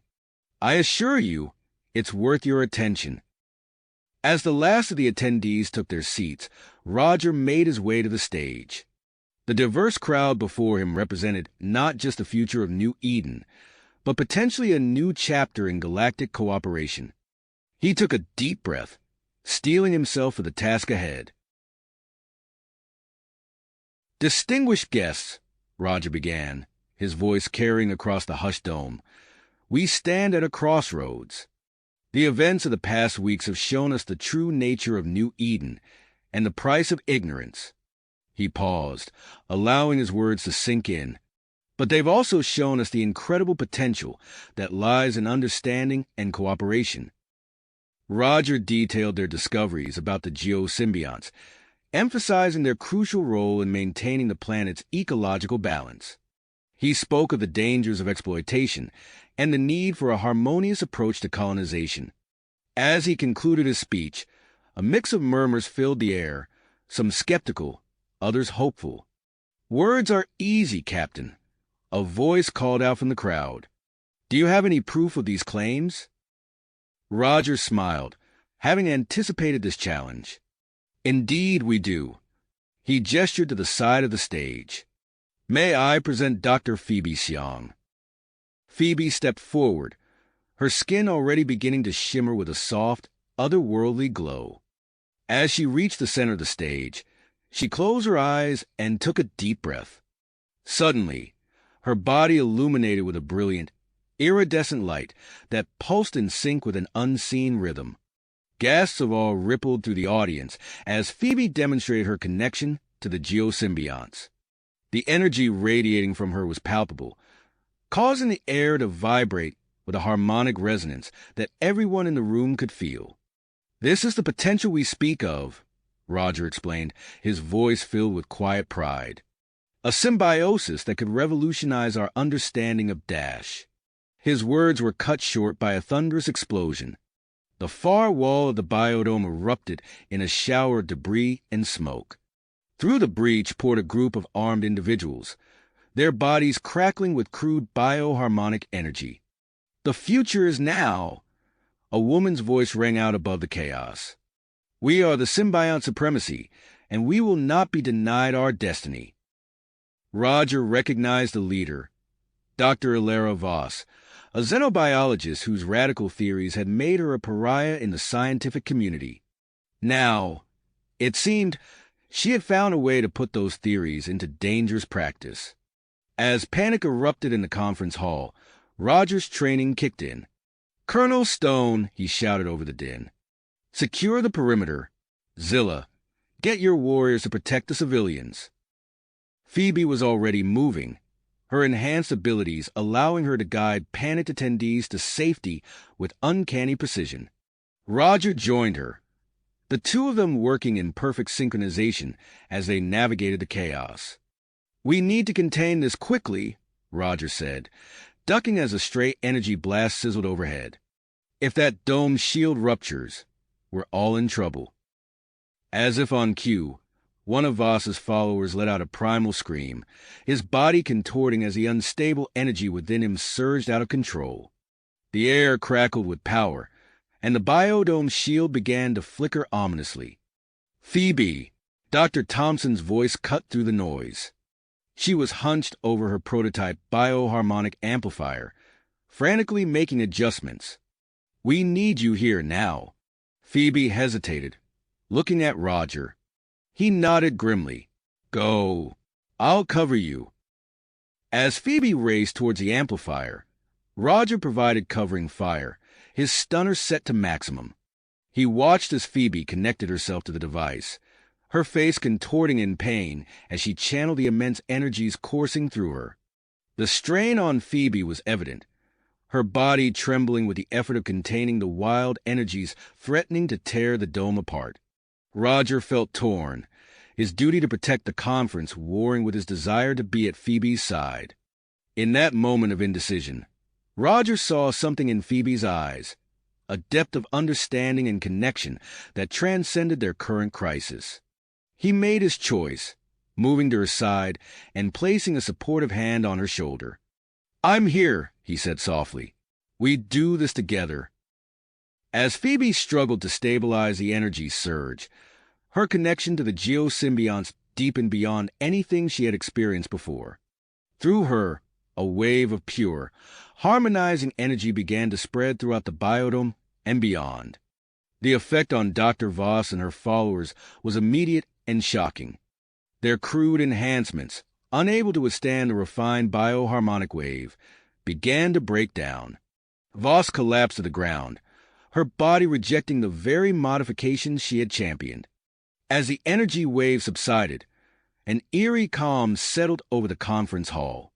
Colonel Stone and his security forces moved swiftly to apprehend the now incapacitated symbiont supremacy members. Medical teams rushed in to tend to the injured, while shell-shocked attendees began to process what they had just witnessed.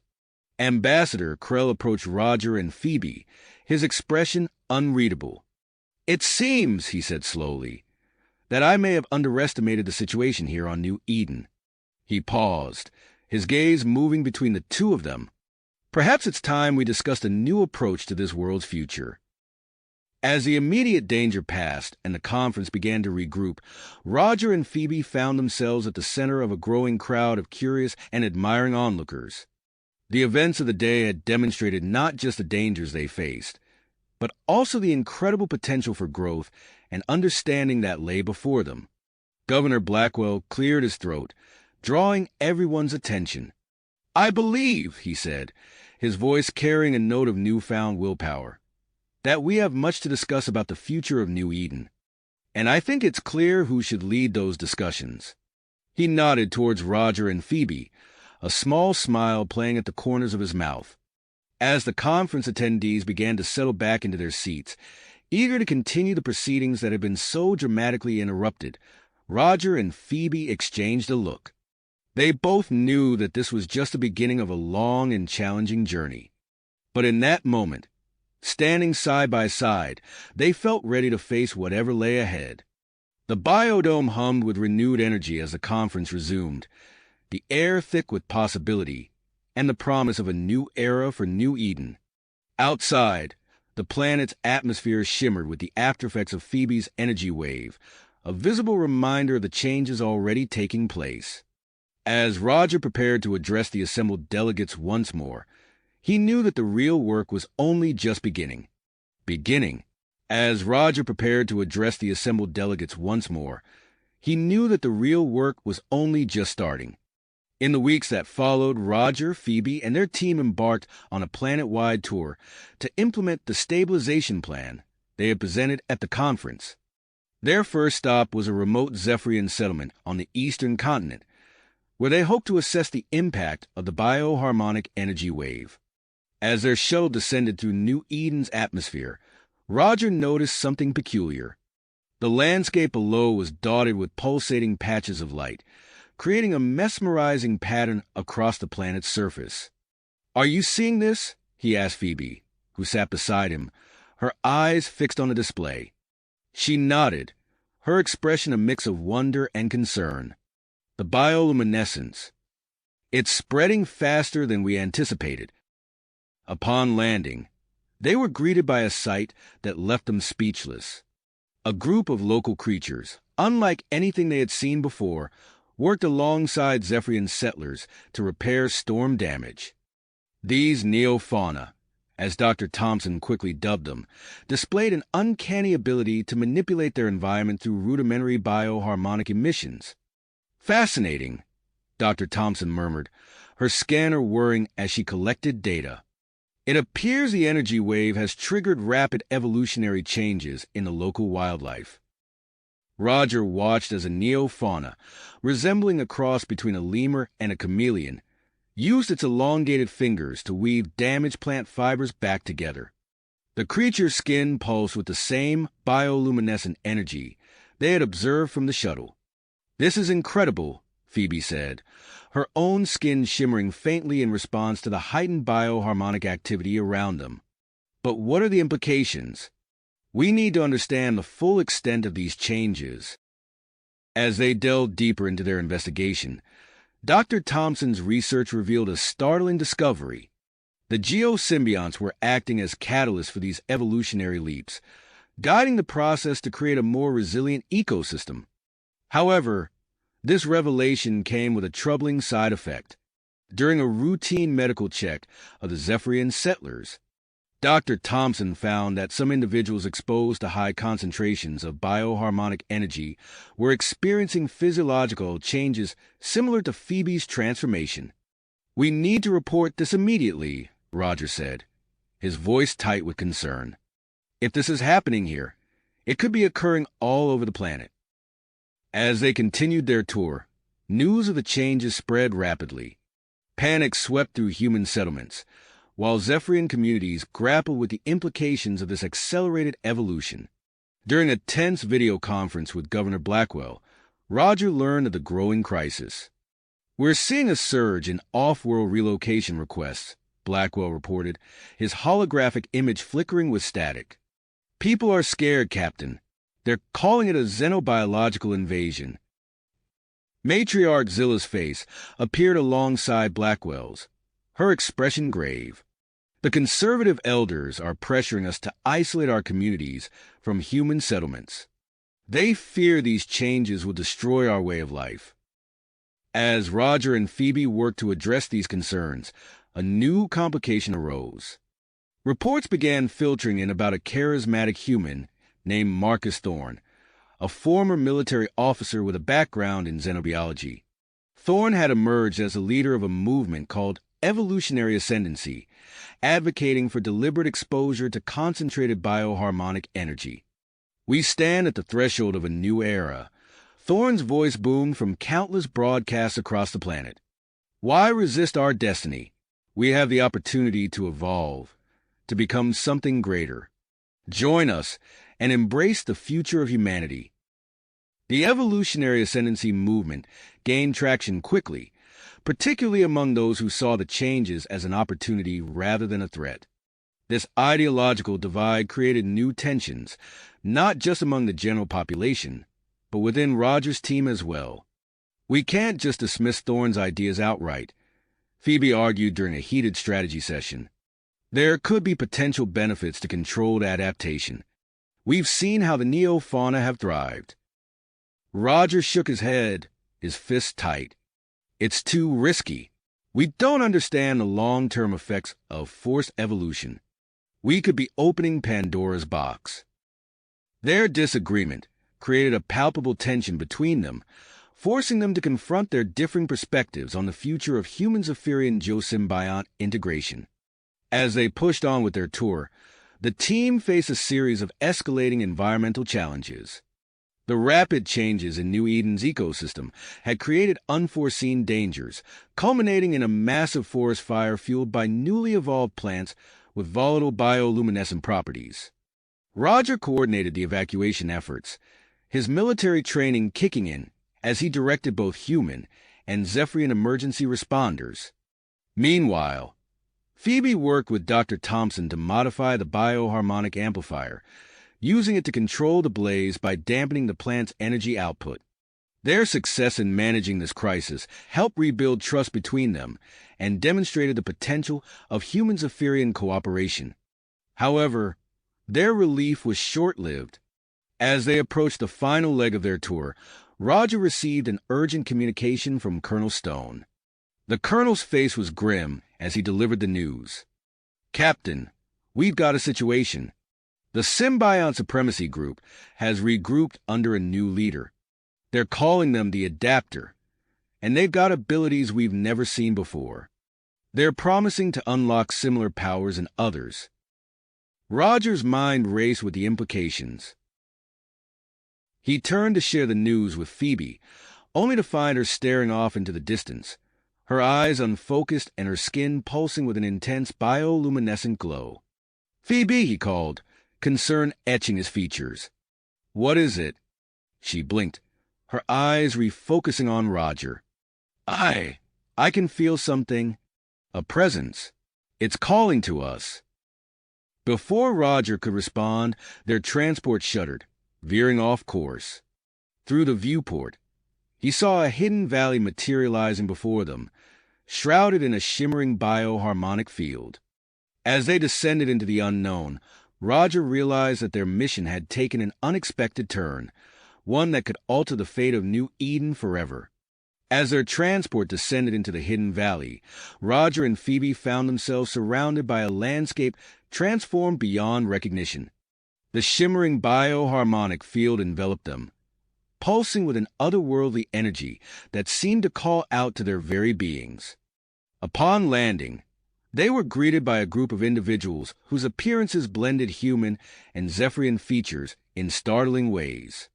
These were the Children of Eden, a sect that had embraced the changes brought about by the planet's evolving ecosystem. "Welcome," said a tall, willowy figure with iridescent skin and feather-like protrusions along their arms. "We've been expecting you." Roger and Phoebe exchanged glances, their earlier disagreements momentarily forgotten in the face of this new development. "How did you know we were coming?" Roger asked, his hand instinctively moving to his sidearm. The leader of the group, who introduced herself as Arya, smiled serenely. "The geosymbionts spoke of your arrival. They sensed the potential within you both." As Arya led them deeper into the valley, Roger and Phoebe witnessed the full extent of the transformation that had taken place. Bioluminescent plants pulsed in rhythm with the energy field, while creatures that defied classification moved with purpose through the undergrowth. "The sacred ritual," Arya explained, will allow you to fully connect with the planet's energy. It is the key to unlocking your true potential. Phoebe's eyes gleamed with excitement, but Roger remained skeptical. And what exactly does this ritual entail?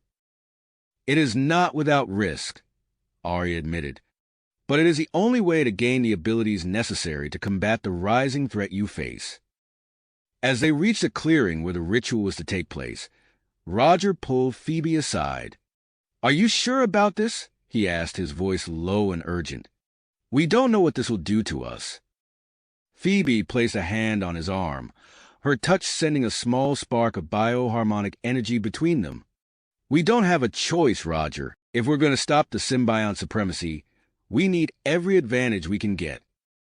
After a moment of tense silence, Roger nodded.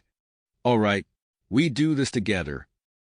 The ritual began as the sun set, casting the valley in an ethereal glow. Roger and Phoebe stood at the center of a circle formed by the children of Eden, who began to chant in a language that seemed to resonate with the very earth beneath their feet. As the chanting intensified, tendrils of bioluminescent energy rose from the ground, enveloping Roger and Phoebe. The sensation was unlike anything they had ever experienced, a burning, tingling feeling that started in their extremities and worked its way to their cores. Roger gritted his teeth against the pain, his eyes locked on Phoebe. Her Zephyrian features were becoming more pronounced, her skin taking on a luminous quality. He watched in amazement as feather-like appendages began to sprout from her arms, pulsing with energy. His own transformation was equally dramatic. His skin began to shimmer with an iridescent sheen, and he could feel his senses expanding, becoming attuned to the bioharmonic field that surrounded them.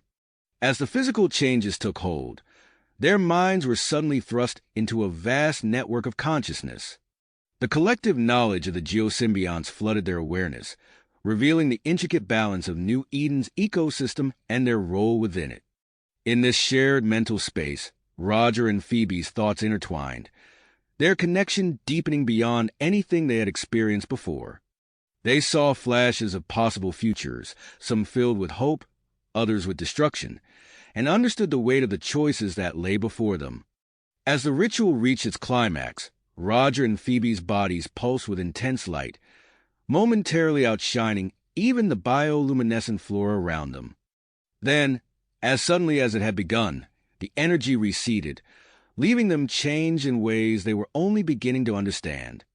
They stood facing each other, marveling at their transformations. Roger's skin now had a subtle, shimmering quality, while Phoebe's new feather-like appendages gently swayed, channeling the bioharmonic energy around them. "How do you feel?"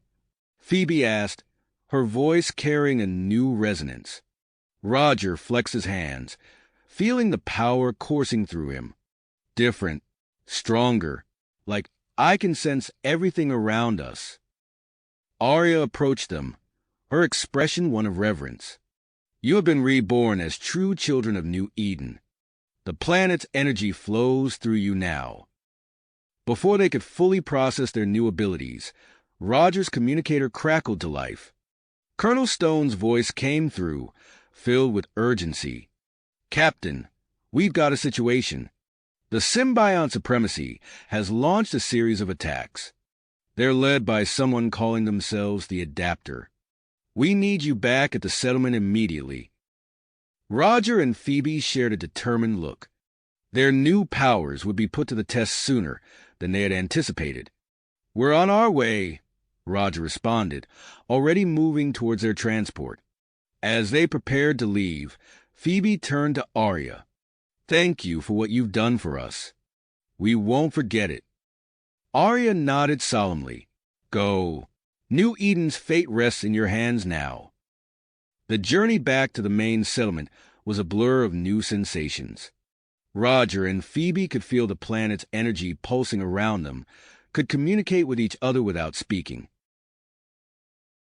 They knew that whatever challenges lay ahead, they would face them together, forever changed by their experience in the Hidden Valley. As their transport approached the outskirts of the settlement, they could see the chaos that had engulfed it. Plumes of smoke rose from several biodomes, and the normally orderly streets were filled with panicked citizens fleeing the symbiont supremacy's attacks. Roger set the transport down in a clearing near the central command center. As they stepped out, they were immediately assaulted by the intensity of the bioharmonic energy swirling around them. It was a maelstrom of fear, anger, and desperation. Colonel Stone rushed to meet them, his eyes widening as he took in their transformed appearances. "Captain, what happened to you?" "It's a long story, Colonel," Roger replied, his voice carrying a new timbre of authority. "Brief us on the situation." As Stone began his report, Roger and Phoebe exchanged a silent glance. Their journey had only just begun, and the true test of their new abilities lay ahead. Their new abilities would soon be put to the ultimate test. As they approached the settlement, the devastation became clear. Smoke billowed from ruptured biodomes, and panicked citizens fled through the streets. Roger and Phoebe landed their transport near the central command center, where Colonel Stone rushed to meet them. "Captain, what happened to you?" Stone's eyes widened as he took in their transformed appearances. "It's a long story, Colonel," Roger replied, his voice resonating with newfound authority. "Brief us on the situation." As Stone began his report, Roger and Phoebe shared a silent glance, their heightened connection allowing them to communicate without words. They knew their journey had only just begun. The next few days passed in a blur of intense combat and strategic maneuvering. Roger and Phoebe's new abilities proved instrumental in turning the tide against the symbiont supremacy forces. They could sense the bioharmonic energy fields, anticipating attacks and coordinating defenses with unprecedented efficiency. The final confrontation with Dr. Ilara Voss, the self-proclaimed adapter, took place in the heart of the settlement. Voss had undergone her own twisted version of symbiotic evolution, her form grotesquely warped by uncontrolled bioharmonic energy. "You think you can stop the inevitable?" Voss snarled, tendrils of pulsing energy whipping around her. "We are the future of both our species." Roger and Phoebe stood side by side, their own energies intertwining. "The future isn't yours to decide," Roger declared, his skin shimmering with power. The battle that ensued was unlike anything New Eden had ever witnessed. Bioharmonic energies clashed in brilliant displays of light and force. Roger and Phoebe moved in perfect synchronization, their abilities complementing each other as they pushed Voss back. In the end, it was their connection to the planet itself that proved decisive. Drawing on the vast network of geosymbionts, they channeled an overwhelming surge of energy that overwhelmed Voss's defenses. The adapter fell, her form dissolving into pure energy that dissipated into the atmosphere. As the dust settled and the immediate threat passed, Roger and Phoebe found themselves facing a new challenge, explaining their transformation and recent events to the citizens of New Eden. A public assembly was hastily organized in the central plaza of the main settlement. Humans and Zephyrians alike gathered, their faces a mix of curiosity, fear, and hope. As Roger and Phoebe took the stage, a hush fell over the crowd. "Citizens of New Eden," Roger began, his voice carrying easily across the plaza. "We stand before you today as living proof of the changes our world is undergoing." Phoebe stepped forward, her feather-like appendages gently swaying. "We chose to undergo a transformation to protect our home and our future. It was not a decision we made lightly, but one we believe was necessary." As they explained their experience with the children of Eden and the defeat of the symbiont supremacy, murmurs rippled through the crowd. Some nodded in understanding, while others looked skeptical or even fearful. Suddenly, a voice cut through the assembly. "Traitors, you've betrayed your own kind." A group of protesters pushed their way to the front, led by a stern-faced man. "I am Jeremiah Frost," he announced, his voice dripping with disdain. "These aberrations before you pose a threat to both humans and Zephyrians. They must be quarantined and studied." The crowd's murmurs grew louder, threatening to turn into shouts. Roger and Phoebe exchanged a concerned glance, feeling the surge of emotions through their bioharmonic senses. Before the situation could escalate further, two figures emerged from the crowd, Governor Blackwell and Matriarch Zilla. They made their way to the stage, their presence commanding immediate attention. "Citizens, please." Governor Blackwell raised his hands, calling for calm.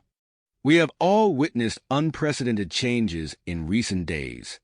It is natural to feel uncertain, even afraid, but we must not let fear drive us to hasty actions." Matriarch Zilla's melodious voice joined in. "Roger and Phoebe have demonstrated their commitment to the well-being of all who call New Eden home. Their unique position may be key to our continued survival and growth on this world." The two leaders conferred briefly, then turned to address the assembly once more. Governor Blackwell spoke, his voice firm and resolute. "We propose the formation of a new governing council, one that includes Roger and Phoebe, along with representatives from all factions within our settlement. Together, we will navigate the challenges that lie ahead." The announcement was met with a mix of reactions. Some cheered, while others grumbled their dissent. Jeremiah Frost and his followers shouted protests, but their voices were increasingly drowned out by those expressing cautious optimism. As the assembly dispersed, Roger and Phoebe found themselves surrounded by a whirlwind of activity. Dr. Thompson approached, her eyes alight with scientific curiosity. "I'd like to set up a research facility to study your condition," she said eagerly. "If we can understand the process of bioharmonic integration, it could open up incredible possibilities." Meanwhile, Ambassador Krell conferred with Colonel Stone, their expressions grave. "The Galactic Council has ordered stricter controls on off-world communications," Krell informed them. "They're concerned about the potential impact of New Eden's unique evolution." Roger nodded, feeling the weight of their new responsibilities. "We'll need to address that in the Council. For now, let's focus on stabilizing the settlement and beginning Dr. Thompson's research." As night fell over New Eden, Roger and Phoebe stood alone on a balcony overlooking the recovering settlement. Their transformed bodies glowed softly in the darkness, a visible reminder of the changes they'd undergone. "Can you feel it?" Phoebe asked softly, her eyes distant. "The planet. It's like it's trying to tell us something." Roger nodded, experiencing the same sensation. Through their connection to the geosymbiont network, they could sense a growing urgency, as if New Eden itself was preparing for something momentous. "Whatever's coming," Roger said, taking Phoebe's hand, "we'll face it together." As they gazed out at the horizon, neither could shake the feeling that their journey was just the beginning.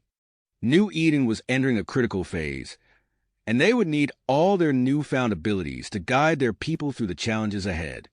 As the first rays of dawn broke over the horizon, Roger and Phoebe's shared premonition of impending change grew stronger.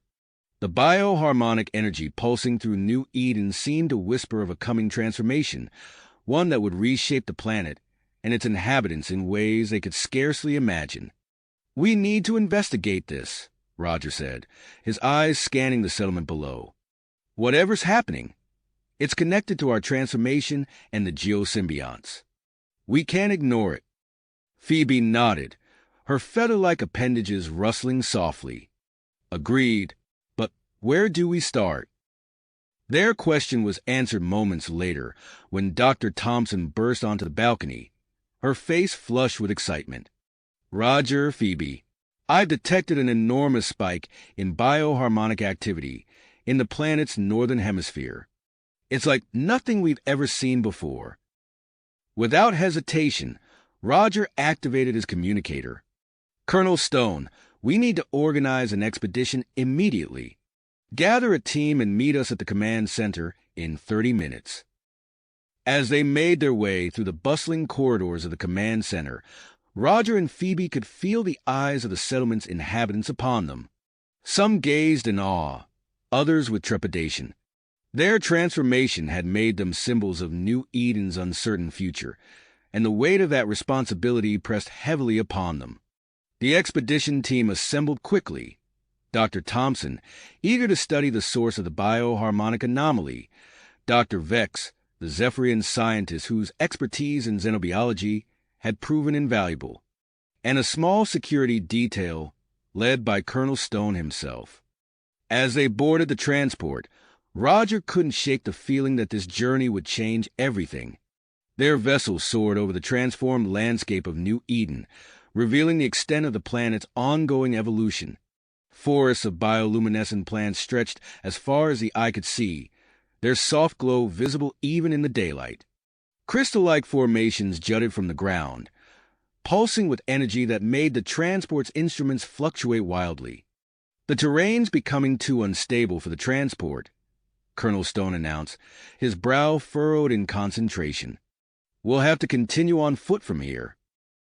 As they disembarked, the true nature of their challenge became apparent. The ground beneath their feet seemed to shift and breathe, responding to the bioharmonic energy that saturated the air. Roger found himself instinctively reaching out with his newfound abilities, sensing the ebb and flow of energy around them. Suddenly, a low rumble echoed through the forest. A herd of massive, six-legged creatures emerged from the undergrowth, their bodies covered in iridescent scales that shimmered with each movement. The security team raised their weapons, but Roger held up a hand to stop them. Closing his eyes, he reached out with his mind, connecting with the creatures on a level he hadn't known was possible. He felt their curiosity, their wariness, and beneath it all, a sense of kinship with the transformed humans before them. With a gentle mental nudge, Roger guided the herd away from the expedition, leaving their path clear. "Remarkable," Dr. Vex whispered, his antenna quivering with excitement. "Your connection to the planet's life forms is deepening." As they pressed on, Phoebe's own abilities came to the forefront. She halted the group just as they were about to cross a seemingly stable field, her eyes unfocused as she processed information beyond normal senses. "We can't go this way," she said, pointing to an alternate route. "There's a massive underground cavern about to collapse. We need to go around." No sooner had they changed course than the ground where they would have been walking crumbled away, revealing a yawning chasm beneath. Colonel Stone nodded grimly, fully grasping the value of their guide's newfound abilities. As they neared the coordinates of the bioharmonic anomaly, the expedition encountered a group of nomadic Zephyrians. Unlike their city-dwelling counterparts, these Zephyrians had adapted to life in the wilds of New Eden, their bodies showing signs of symbiotic evolution with the planet's transformed ecosystem. Their leader, a female elder named Zara, approached Roger and Phoebe with reverence. "We have been waiting for you," she said, her voice carrying the harmonic resonance of the forest around them. "The Ancient One spoke of your coming." Zara explained that her people considered the source of the bioharmonic anomaly to be a sacred site, one that held the key to New Eden's future. She offered to guide them to the structure, warning that its power was beyond anything they had yet encountered. As they crested a final ridge, the ancient structure came into view. It was a massive complex, partially buried in the earth, its surface made of a material that seemed to absorb and reflect the bioharmonic energy surrounding it. As the team approached, dormant systems within the structure sprang to life, holographic interfaces flickering into existence. Dr. Thompson and Dr. Vex immediately set to work, their eyes wide with wonder as they began to decipher the wealth of scientific data presented by the holograms. "This is incredible," Dr. Thompson breathed. "It's the history of an entire civilization, one that existed on New Eden millions of years ago." But Roger and Phoebe found themselves drawn to a central chamber within the complex. As they entered, they saw a device that bore a striking resemblance to Dr. Thompson's bioharmonic amplifier, though far more advanced. The moment they stepped towards it, their bodies began to resonate with its energy. The device activated, enveloping Roger and Phoebe in a field of intense bioharmonic energy. The power surged through them, around them, expanding outward to encompass the entire complex. Pulses of energy radiated across the planet's surface, visible even from space, as waves of light rippling across New Eden. When the energy field finally stabilized, Roger and Phoebe emerged from the central chamber, their appearances further altered. Roger's skin now displayed intricate, shifting patterns of bioluminescence, while Phoebe's feather-like appendages had grown and taken on a crystalline quality. As they rejoined their awestruck team, the full impact of what had occurred began to dawn on them. Reports flooded in from settlements across New Eden. Crops growing at impossible speeds, environmental damage healing overnight, and increased bioharmonic activity in both humans and Zephyrians. But with these miraculous changes came chaos. Some areas reported uncontrolled mutations and dangerous surges of energy. The activation of the ancient device had set in motion a transformation that would reshape New Eden in ways they were only beginning to understand. As night fell, the sky above them blazed with auroras of bioharmonic energy. Roger and Phoebe stood at the entrance of the ancient structure, their transformed bodies glowing softly in the darkness. They knew that their actions had irrevocably altered the course of New Eden's future, for better or worse. The communicator crackled to life, Governor Blackwell's voice tight with tension. "Roger, Phoebe, we need you back at the settlement immediately. The changes, they're happening too fast. And Jeremiah Frost is mobilizing his followers. We're on the brink of chaos." Roger and Phoebe exchanged a look, their newfound connection allowing them to communicate without words. They had unlocked the power to guide New Eden's evolution, but now they faced a challenge of preventing it from spiraling out of control. As they prepared to split their team and face the growing crisis, they knew that the true test of their transformation was only just beginning. As they prepared to split their team and face the growing crisis, they knew that the true test of their transformation was only just beginning. Roger closed his eyes, reaching out with his newfound bioharmonic senses. The planet's energy surged around him, chaotic and uncontrolled. He focused, channeling the power through his transformed body. Slowly, the erratic pulses began to stabilize. "Phoebe, I think I can influence these changes," he said, opening his eyes. His skin pulsed with intricate patterns of bioluminescence. "We might be able to prevent the worst of the damage." Phoebe nodded, her crystalline feathers shimmering. "I feel it too. It's like we're connected to every living thing on New Eden." They worked in tandem, their abilities complementing each other as they focused on the most volatile areas. Where once there was chaos, order began to emerge. Dangerous mutations slowed, energy surges dissipated, and the ecosystem started to find a new balance. Dr. Thompson watched in awe, her instruments recording data at a furious pace. Incredible. They're actually stabilizing the bioharmonic field on a planetary scale. As Roger and Phoebe continued their work, Colonel Stone's voice crackled over the communicator. "We've got a situation at the main settlement. Jeremiah Frost and his extremists have taken control of the primary communications array. They're threatening to destroy it." Roger exchanged a glance with Phoebe. "We need to split up. I'll head back to the settlement to deal with Frost. You stay here and continue stabilizing the changes." Phoebe squeezed his hand, their bioluminescent patterns synchronizing briefly. "Be careful." As Roger departed with a small team, Phoebe turned her attention back to the ancient complex. Dr. Vex approached, his antenna quivering with excitement. "We've made a breakthrough in deciphering the holographic data. There's a network of structures like this one across the planet, each controlling a different aspect of the ecosystem." Phoebe's eyes widened. "If we can activate them in the right sequence, we might be able to guide New Eden's evolution in a controlled manner." Their discussion was interrupted by a low rumble. The ground near the complex began to shift and bulge. Phoebe stepped back as a massive form emerged from the earth.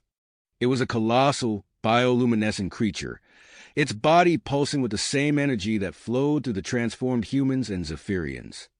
The entity towered over them, its form constantly shifting. Phoebe felt a surge of bioharmonic energy wash over her. Images and sensations flooded her mind. She understood instinctively that this was a physical manifestation of New Eden's consciousness. The geosymbiont entity communicated through pulses of energy. Phoebe translated for the others. It's saying that New Eden is at a critical point in its evolution. Without proper guidance, the changes we've set in motion could lead to ecological collapse. The entity's message continued, and Phoebe's expression grew serious. It wants us to activate and harmonize the network of ancient structures. It's the only way to ensure the survival of all life on New Eden. Dr. Thompson stepped forward, her face pale. But the data we've uncovered suggests that fully activating these structures could fundamentally alter your bioharmonic makeup. You and Roger might lose the last remnants of your original identities. Phoebe nodded solemnly. We understood from the beginning that our transformation might be irreversible. If this is what it takes to save New Eden, we'll do it. As they began formulating a plan to locate and activate the other structures, Marcus Thorne's voice came through on the communicator. Phoebe, we've got another problem. Ambassador Krell just received orders from the Galactic Council. They're calling for an immediate evacuation of all off-world personnel. They're talking about a permanent quarantine of New Eden. Phoebe's mind raced.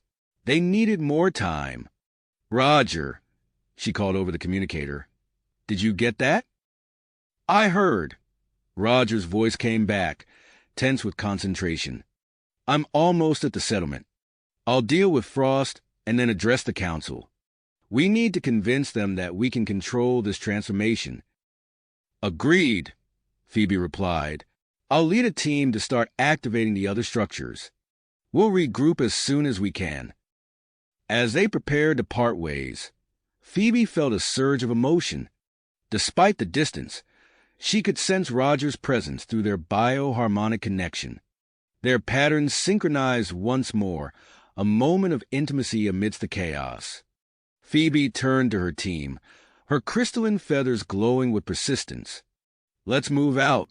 New Eden's future depends on us. As they set off towards the coordinates of the nearest structure, the geosymbiont entity sank back into the earth. The ground settled, but the air remained charged with potential. The transformation of New Eden had only just begun, and the challenges ahead would test them all in ways they could scarcely imagine. Imagine, as the team prepared to face the challenges ahead, an unexpected figure emerged from the shadows of the ancient complex.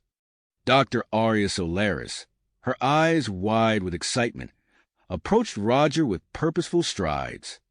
Dr. Solaris, I thought you were still with the nomadic tribes, Roger said, his bioluminescent patterns pulsing with curiosity. The xenoanthropologist nodded, her voice breathless. I was, but I've made a crucial discovery that couldn't wait. The ancient Zephyrian texts I've been studying, they speak of a prophecy that aligns perfectly with what's happening on New Eden. Roger's interest piqued. Tell me more. As Dr. Solaris explained her findings, Roger's mind raced with the implications. This cultural context could be the key to bridging the gap between those embracing and resisting the changes. This changes everything, Roger said, his skin glowing brighter. We need to get back to the settlement immediately. With a quick update to Phoebe, Roger assembled a small team, including Dr. Solaris, and set off for the main settlement. The journey was tense, the landscape around them shifting and evolving with each passing moment. As they approached the outskirts of the settlement, Roger could sense the turmoil within. Fear, excitement, and uncertainty roiled in a maelstrom of emotions that he could now perceive through his enhanced senses. Governor Blackwell met them at the entrance, his face etched with worry. Roger, thank the stars you're here. The situation is deteriorating rapidly. Roger nodded grimly. Call an emergency council meeting. It's time we address this head-on. Within the hour, representatives from all factions had gathered in the main hall. Roger stood before them, his transformed appearance causing a stir among those who hadn't yet seen him. "People of New Eden," he began, his voice resonating with newfound authority. "We stand at a crossroads. The changes happening to our world and ourselves are unprecedented, but they need not be cause for fear." He outlined the plan for a new governing body, the Harmonic Integration Council, which would ensure a balanced approach to the planet's evolution. As he spoke, he could feel the shifting emotions in the room, skepticism giving way to cautious hope. However, not everyone was convinced. Jeremiah Frost, though in custody, had been allowed to attend the meeting. He stood, his face contorted with anger. "This is madness. You're asking us to throw away our very identities, to become something else entirely." Roger met Frost's gaze steadily. "We're not throwing anything away, Jeremiah. We're evolving, adapting to a new reality, and we have the power to guide that evolution." To demonstrate his point, Roger brought forward several individuals who had successfully adapted to their new abilities. A young woman stepped forward, her hands glowing with soft light. She placed her palms on an injured worker's arm, and before the astonished crowd, the wound began to close. The display had a profound effect on the assembly. Even some of Frost's staunchest supporters began to murmur in wonder. As the meeting progressed, a commotion outside drew everyone's attention. Roger rushed out to find a group of transformed children, their bodies crackling with uncontrolled energy. A localized bioharmonic storm was forming around them, threatening nearby structures. Without hesitation, Roger reached out with his abilities, connecting with the chaotic energy. He could feel the children's fear and confusion, their newfound powers overwhelming them. Focusing intently, he began to guide the energy, channeling it away from the settlement and into the surrounding wilderness. The effort was immense, sweat beading on Roger's brow as he struggled to contain the storm. Suddenly, he felt other presences joining him. Colonel Stone and a group of newly trained bioharmonic adepts had arrived to lend their support. Together, they worked to dissipate the storm, their combined abilities creating a harmonious counterpoint to the chaotic energy. As the last traces of the disturbance faded, Roger turned to the children, his expression gentle but firm. "This is why we need to work together," he said, addressing both the children and the watching crowd. "Our abilities are powerful, but they require understanding and control." As the situation calmed, Ambassador Krell approached Roger, his expression a mix of concern and hope. "I've received updated orders from the Galactic Council," he said. "They're intrigued by the potential of what's happening here. They've agreed to postpone the evacuation and quarantine, but they demand proof that we can manage this transformation safely." Roger nodded, understanding the gravity of the situation. "How long do we have?" "One standard galactic month," Krell replied. "After that, they'll reassess the situation." As night fell, Roger received an urgent communication from Phoebe. Her voice crackled over the communicator, tinged with excitement and worry. "Roger, we've activated 3 of the structures, but each one is triggering stronger seismic events. The next activation, it could reshape the entire continent." Roger's mind raced, weighing the risks against the potential benefits. "I'm on my way," he said finally. "We'll face this together." Before leaving, Roger entrusted the settlement's leadership to a newly formed triumvirate, Governor Blackwell, Matriarch Zilla, and Marcus Thorne. It was a bold move, but one that symbolized the integration they were striving for. As Roger prepared for his journey, he felt a sudden surge in his own bioharmonic abilities. The air around him seemed to vibrate, and nearby plants began to grow at an accelerated rate. Small objects lifted off the ground, hovering in defiance of gravity. Dr. Solaris watched in amazement. "Your transformation." It's still ongoing. Roger nodded, a mix of excitement and trepidation coursing through him. All the more reason to get to Phoebe. We need to understand what's happening to us, to all of New Eden. As they set out, Roger cast one last look at the settlement. The sky above crackled with bioharmonic energy, a vivid reminder of the changes sweeping across their world. Whatever challenges lay ahead, he knew that the fate of New Eden rested on their ability to guide this transformation. With Dr. Solaris and a small team of transformed volunteers at his side, Roger began the journey to Phoebe's location, each step taking them closer to the next phase of New Eden's evolution. Evolution. The air crackled with bioharmonic energy as Roger and his team set out, each step taking them closer to Phoebe and the next phase of New Eden's transformation. As they journeyed across the evolving landscape, the ground beneath their feet seemed to pulse with life. Vegetation grew at an accelerated rate, twisting into new forms before their eyes. Dr. Solaris meticulously documented these changes, her scientific curiosity evident in her rapid note-taking and occasional exclamations of wonder. Suddenly, the horizon before them warped and shimmered. A massive vortex of swirling energy materialized, blocking their path. The bioharmonic disturbance sent waves of mutation rippling through the surrounding area. Trees contorted into impossible shapes, their branches reaching out like grasping tentacles. Small creatures skittered past, their forms shifting and changing with each step. Roger raised a hand, signaling the team to halt. He stepped forward, his bioluminescent patterns pulsing with intensity as he focused on the swirling mass before them. Closing his eyes, he extended his awareness into the vortex, feeling the chaotic energies coursing through it. "Stay close," he instructed, his voice resonating with newfound authority. "I'm going to create a safe passage." Roger's body began to glow, tendrils of bioharmonic energy extending from his fingertips. He moved his hands in a complex pattern, his movements synchronizing with the vortex's chaotic rhythm. Slowly, a tunnel of calm began to form within the swirling energy. As they passed through the vortex, the team marveled at Roger's control. Dr. Solaris watched in awe as the mutations that had been affecting the local flora and fauna seemed to stabilize within their protective bubble. Emerging on the other side, they found themselves in a landscape transformed beyond recognition. Crystalline formations jutted from the ground, pulsing with bioharmonic energy.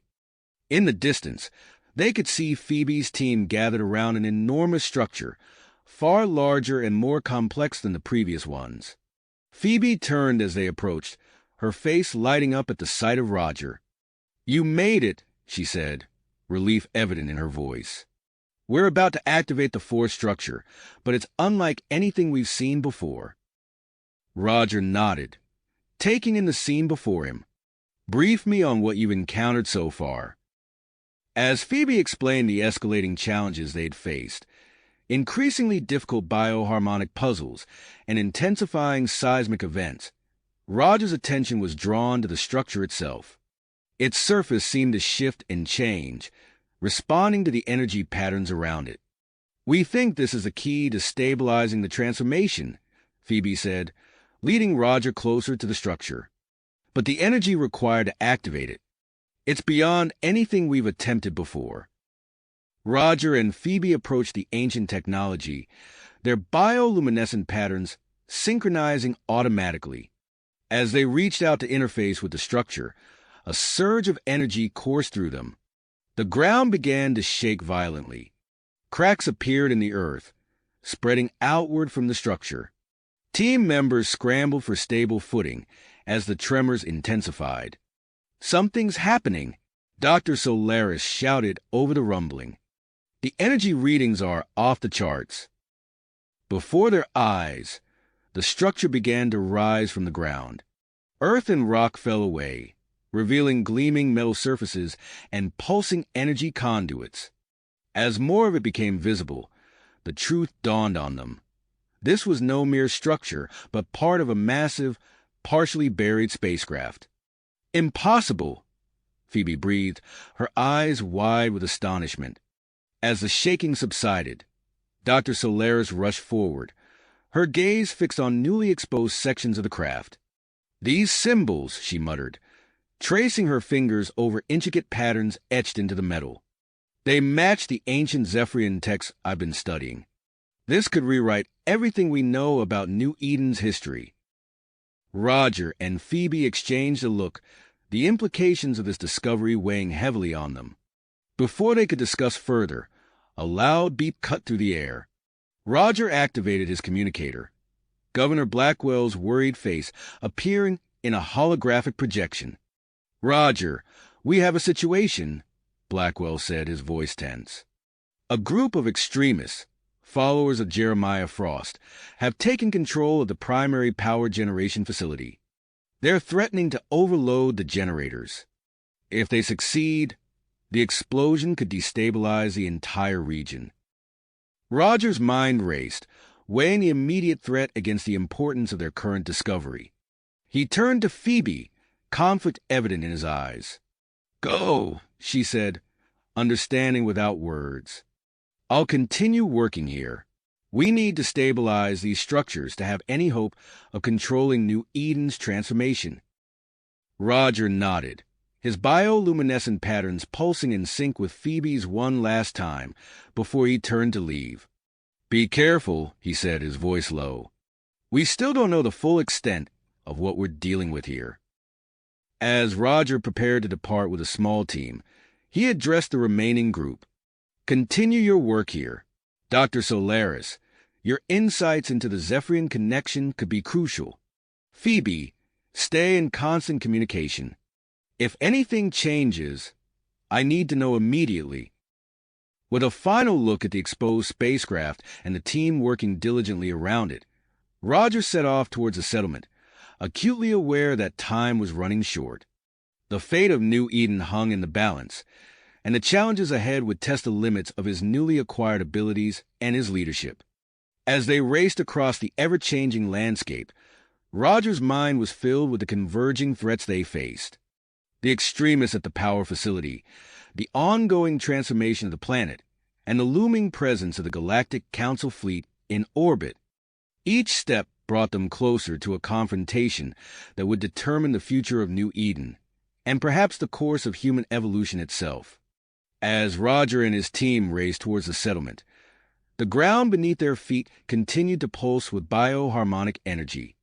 The landscape morphed around them, trees twisting into new shapes and creatures darting past in ever-changing forms. Roger's mind raced, processing the implications of the ancient spacecraft they had discovered and the immediate threat to the power facility. Upon reaching the outskirts of the settlement, Roger could see plumes of smoke rising from the direction of the power generation facility. He turned to his team, his bioluminescent patterns pulsing with urgency. "We need to contain the situation quickly," he said, his voice steady despite the chaos around them. "Follow my lead and be prepared for anything." As they approached the facility, Roger extended his senses, feeling the chaotic energy swirling within. He could sense the fear and willpower of Frost's followers, their biosignatures a tangled mess of conflicting emotions. Without hesitation, Roger reached out with his enhanced abilities, creating a shimmering field of bioharmonic energy around the facility. The air crackled as the field took shape, containing the organic growth that had begun to spread from the overloading generators. "It's working," Dr. Solaris called out, her eyes fixed on a handheld scanner. "The field is stabilizing the mutations." As they entered the facility, Roger spotted a familiar face among the group of settlers who had gathered to help. Lyra, the young Zephyrian with plant manipulation powers, stepped forward. "I want to help," she said, her voice determined. "I think I can control the organic growth inside." Roger nodded, grateful for the assistance. "Work with me," he instructed. "We'll create a passage to the control room." Together, Roger and Lyra moved through the facility, their combined abilities pushing back the writhing mass of mutated plant life. As they neared the control room, They could hear the shouts of Frost followers. "This is our chance to stop the transformation," one voice yelled. "We can't let them turn us into something we're not." Roger took a deep breath, then stepped into view. "Nobody needs to get hurt here," he said, his voice calm but authoritative. "We can work together to find a solution that benefits everyone." For a moment, tension filled the air. Then, as if responding to Roger's words, the bioharmonic energy in the room seemed to shift. The extremist expressions changed from anger to confusion, then to a reluctant acceptance. With Lyra's help, Roger secured the extremists and began the process of stabilizing the power systems. As the immediate danger passed, he turned his attention to the larger threat posed by the ongoing seismic activity. Activating his communicator, Roger contacted Colonel Stone. "Initiate emergency protocols," he ordered. "Begin evacuating settlers from the most vulnerable areas.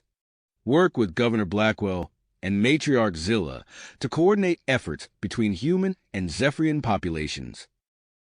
As Stone acknowledged the order, Roger's mind turned to Phoebe and the ancient spacecraft. He knew that the key to resolving this crisis lay in understanding and controlling the planet's transformation. "I need to get back to the spacecraft site," Roger announced to his team. "Dr. Solaris, stay here and continue monitoring the bioharmonic changes. Lyra, I want you to join a group of newly trained adepts. Use your abilities to reinforce critical infrastructure and assist with the evacuation." Before leaving, Roger established a makeshift command center, staffing it with the most promising of the new bioharmonic adepts. He briefed them quickly, emphasizing the importance of their role in maintaining stability during this crisis. As Roger set out once more, the landscape around him had changed dramatically. New species of plants sprouted from the ground, their forms shifting and evolving before his eyes. Strange creatures darted through the underbrush, their bodies adapting to the rapidly changing environment. Using his growing mastery over his abilities, Roger navigated through the hazardous terrain. He created bioharmonic shields to deflect falling debris and used his enhanced senses to avoid areas of intense seismic activity. As he neared the spacecraft site, Roger could feel the pulse of energy growing stronger. The air shimmered with bioharmonic distortions, and the ground beneath his feet trembled continuously. Suddenly, a massive tremor shook the earth, nearly knocking Roger off his feet. In the distance, he saw the ancient spacecraft rise further from the ground, its surface alive with pulsing energy. Roger broke into a run, his heart pounding as he realized the magnitude of what was happening. As he approached, he saw Phoebe and her team working frantically at a control panel near the base of the structure. "Roger," Phoebe called out, relief evident in her voice. "We've discovered a network of underground conduits. If we can recalibrate them, we might be able to stabilize the seismic activity." Without wasting a moment, Roger joined Phoebe at the control panel. As their hands touched the ancient technology, their bioluminescent patterns synchronized, creating a powerful link with the spacecraft systems. Energy coursed through their bodies as they worked to bring the conduit network under control. The air around them crackled with intensity, their combined abilities resonating with the ancient technology. Just as they began to make progress, a series of loud explosions rocked the area. Looking up, they saw several objects streaking through the sky, leaving trails of smoke in their wake. "Galactic Council probes," Phoebe said, her voice tense. "They must be trying to gather data on the transformation." Before they could react, one of the probes crashed dangerously close to their position. The impact sent a shockwave through the ground, destabilizing the delicate balance they had achieved with the conduit network. Suddenly, the spacecraft began to change. Its surface shifted and reconfigured, transforming before their eyes. Roger and Phoebe found themselves being drawn into the structure as it reshaped itself into a massive biomechanical entity. As the transformation completed, Roger and Phoebe stood within the heart of what had become a planetary guardian. Displays flickered to life around them, showing the chaos unfolding across New Eden and the Galactic Council fleet in orbit. "It's preparing to attack the fleet," Phoebe said, her eyes wide as she interpreted the data streams. "We have to stop it before it triggers an interstellar conflict." Roger nodded, his mind racing as he assessed their options. They needed to deactivate the Guardians' weapons, stabilize the planet's transformation, and somehow convince the Galactic Council that they could control the situation. As if in response to his thoughts, a communication channel opened. Ambassador Krell's holographic form appeared, his expression a mix of concern and terrifying anger. "Roger, what in the name of the Galactic Charter is happening down there?"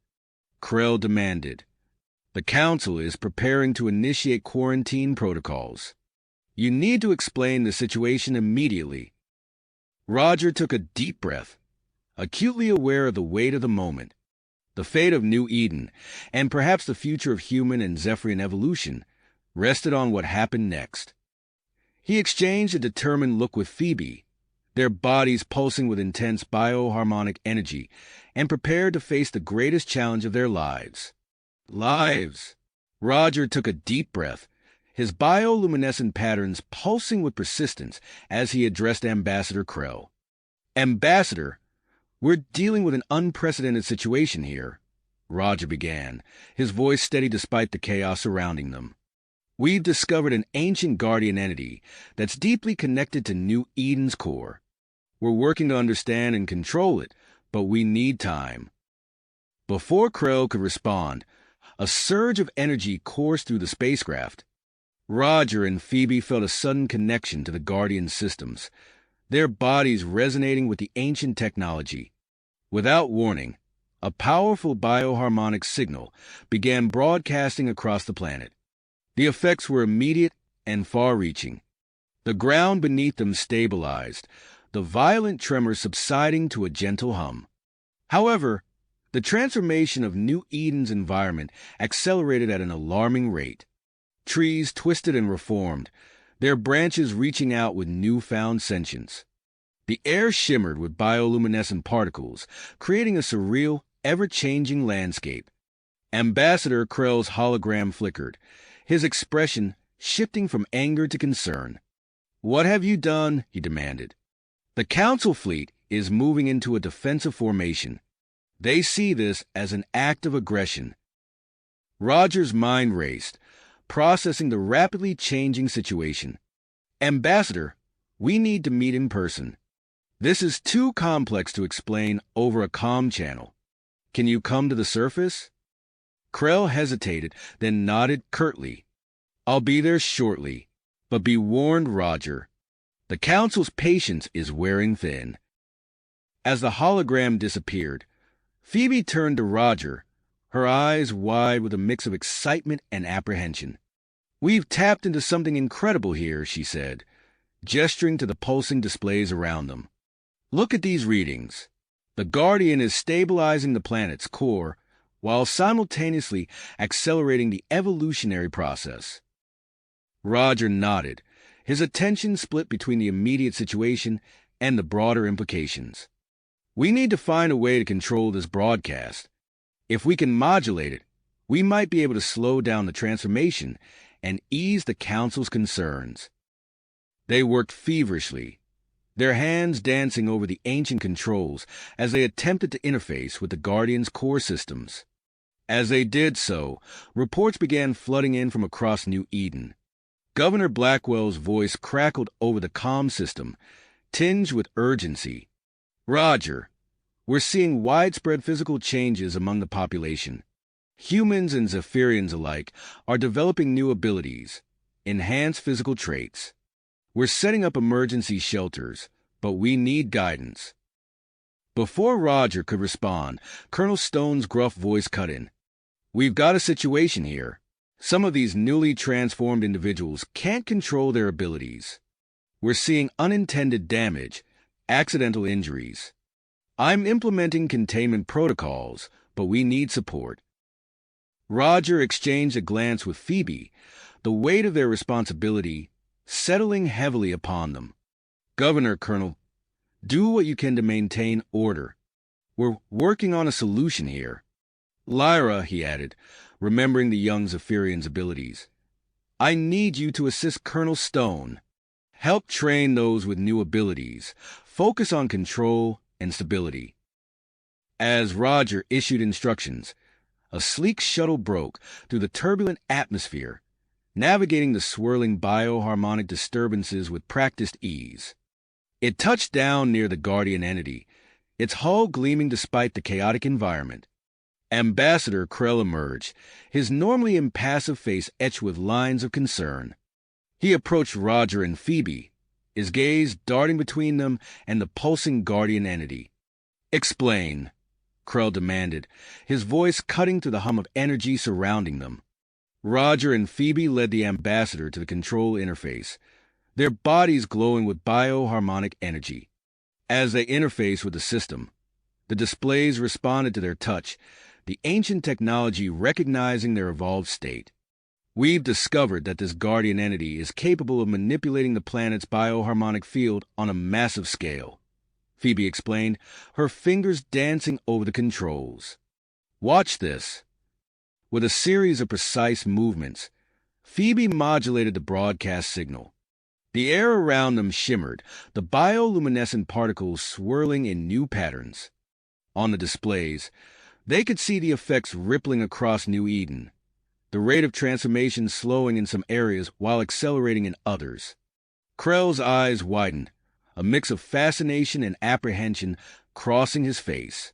You can control it, he murmured, almost to himself. Roger nodded, seizing the moment.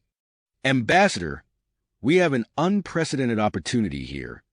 New Eden could serve as a controlled test site for guided evolution. The potential benefits for multiple species across the galaxy are immeasurable.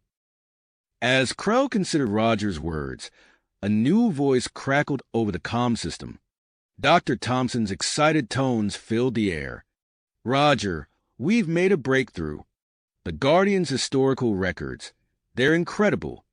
The original inhabitants of New Eden, they achieved perfect symbiosis with their environment.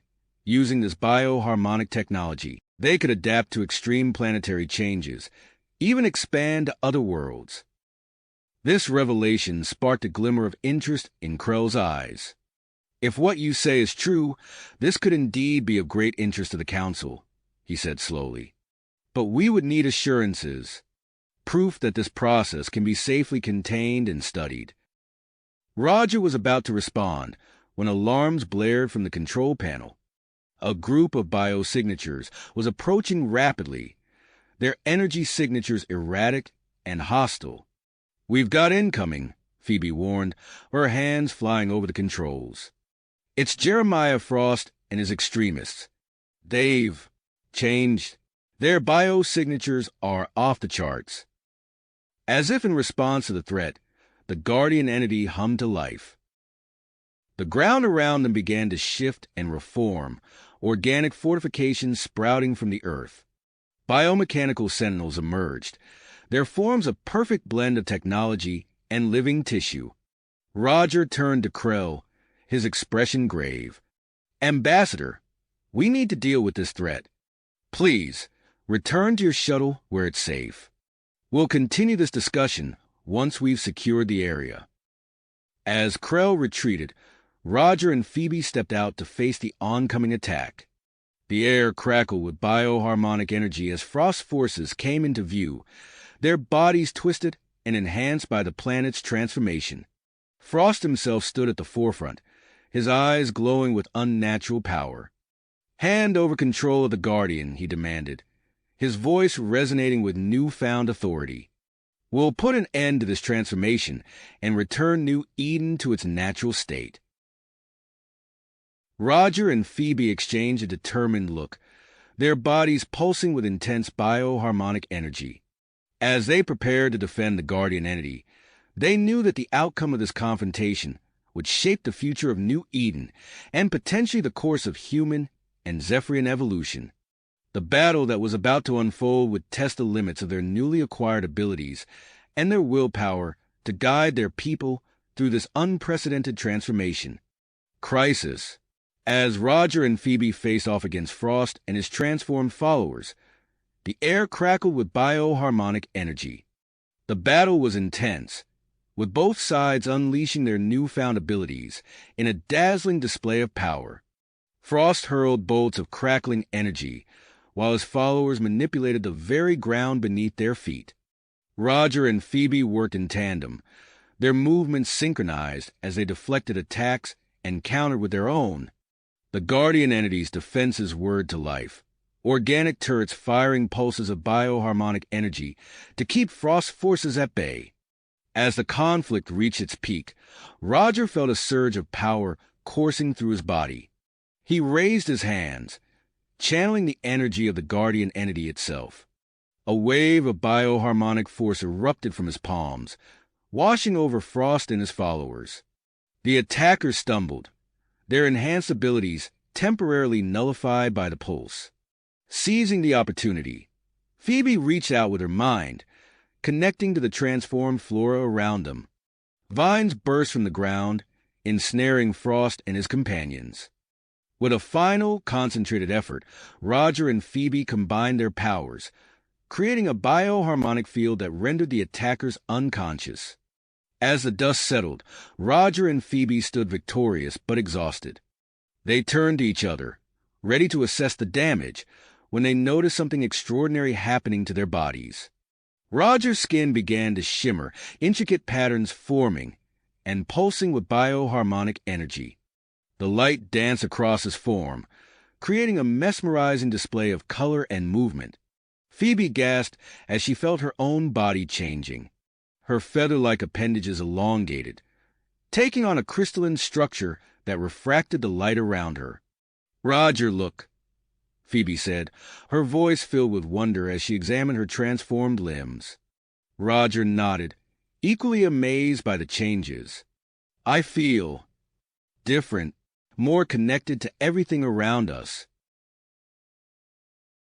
As they marveled at their new forms, they realized that their abilities had grown exponentially. With a mere thought, Roger could manipulate the bioharmonic energy in the air, creating intricate patterns of light and force. Phoebe found she could communicate with the plant life around them on a deeper level, sensing their needs and guiding their growth. Recognizing the urgency of the situation, they made their way back to the Guardian entity's control center. As they approached the ancient technology, their transformed bodies resonated with its systems in a way they had never experienced before. Placing their hands on the control interface, Roger and Phoebe felt an immediate and profound connection to New Eden's bioharmonic network. Information flooded their minds, data on the ongoing transformations across the planet, the status of various ecosystems, and the collective consciousness of the changing population. "We need to stabilize the transformations," Roger said, his fingers dancing across the controls with newfound precision. "Too many are changing too quickly. It's causing chaos." Phoebe nodded, her crystalline appendages glowing as she interfaced with the system. "I'm seeing hotspots of intense activity. If we can modulate the bioharmonic field, we might be able to slow the process in those areas." Working in perfect harmony, Roger and Phoebe began to fine-tune the planet's bioharmonic network. They created areas of stability, slowing the rate of change in regions where the transformations were most volatile. At the same time, they gently guided the evolution in other areas, ensuring a more controlled and manageable process. As they worked, reports came in from across New Eden. Governor Blackwell's voice crackled over the comm system, sounding both excited and overwhelmed. "Roger, Phoebe, we're seeing incredible changes here at the main settlement. People are developing abilities we never thought possible, but we're struggling to maintain order."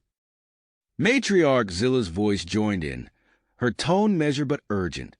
"The Zephyrians are experiencing similar transformations.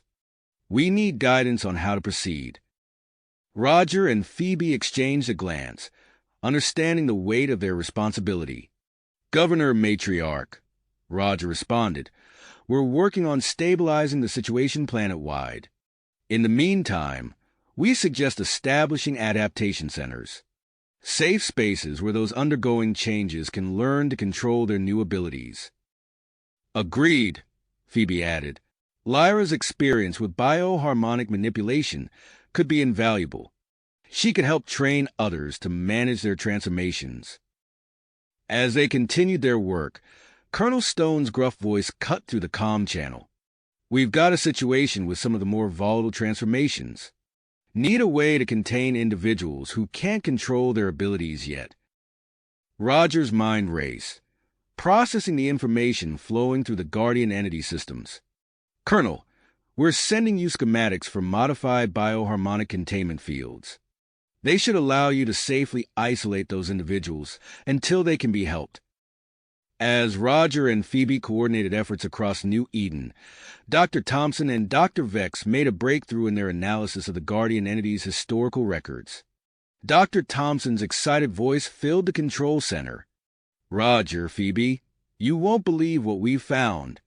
The original inhabitants of New Eden developed a process they called harmonic ascension. It allowed them to consciously guide their own evolutionary path, using the planet's bioharmonic energy. Phoebe's eyes widened at the implications. Do you think we could use this process to further stabilize our own transformations? It's worth a try, Roger said, his skin pulsing with energy. If we can master this harmonic ascension, we might be able to help others through their changes more effectively.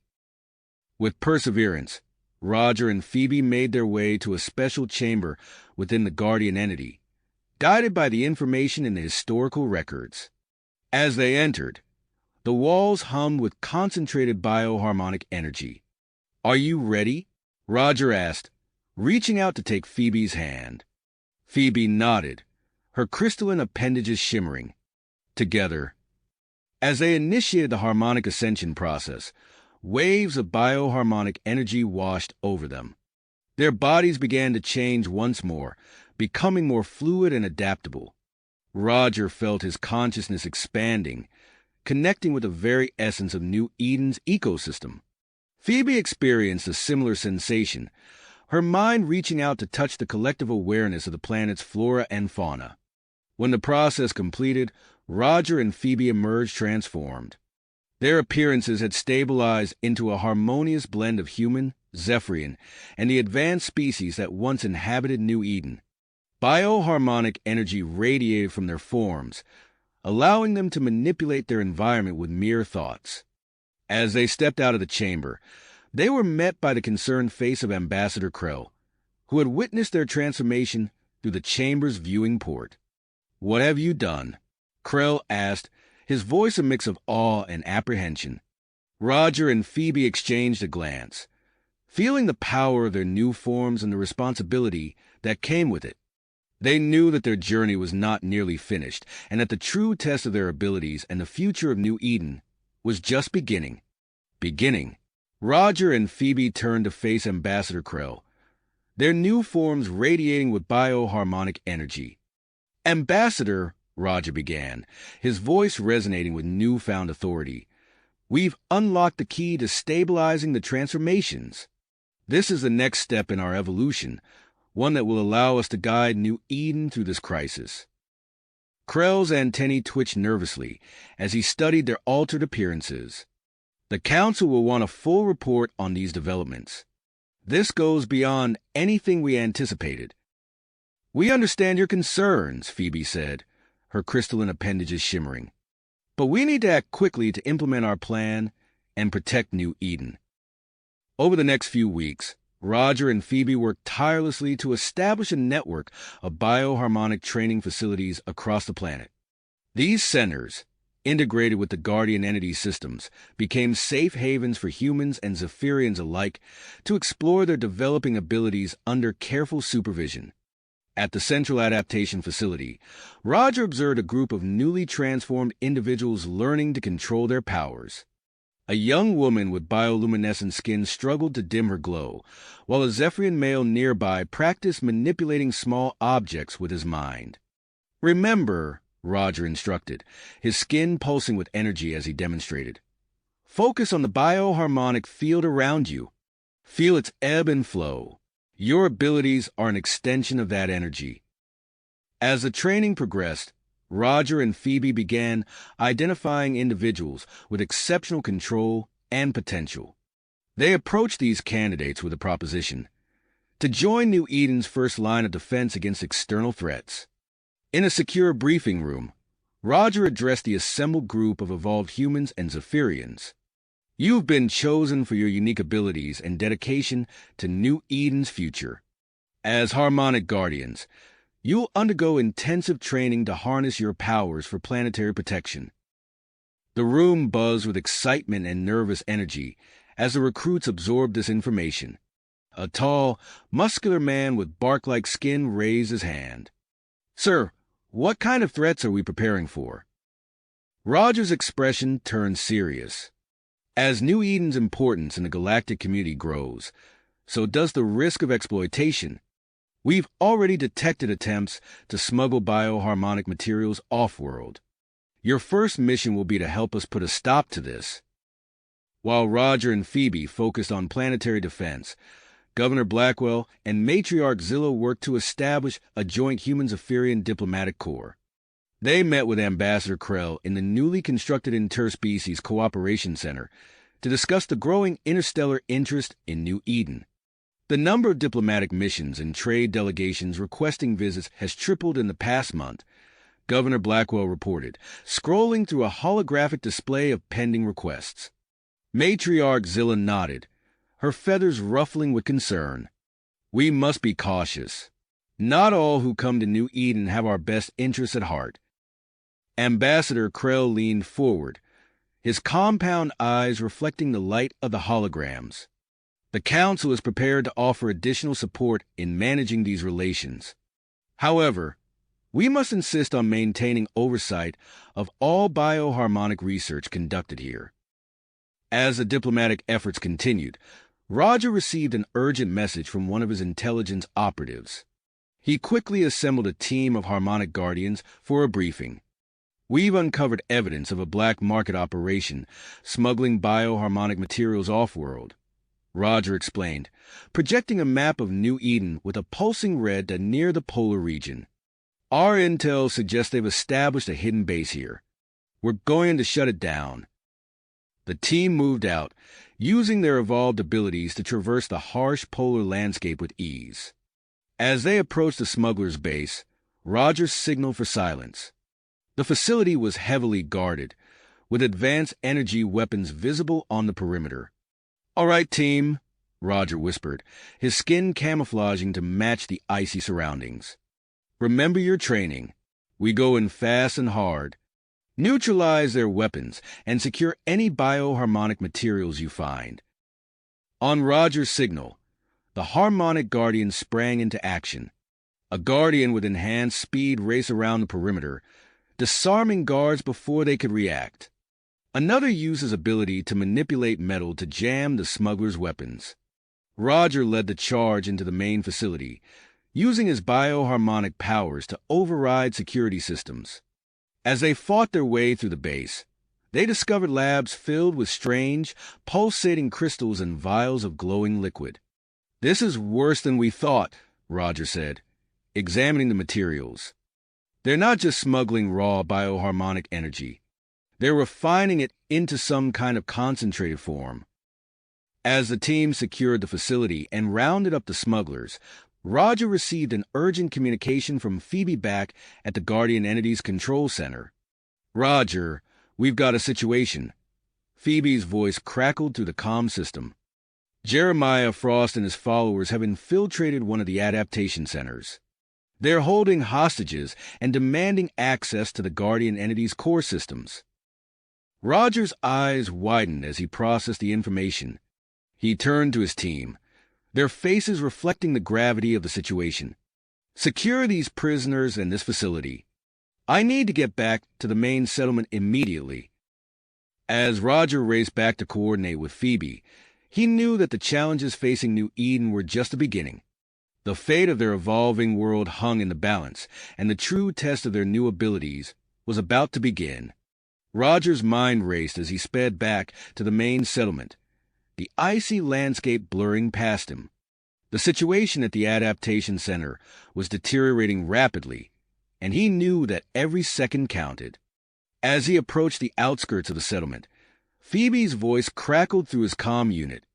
"Roger, I've been monitoring the situation.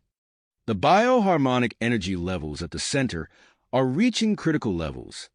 We need to act fast." "I'm almost there," Roger replied, his skin pulsing with nervous energy. "What's our plan?"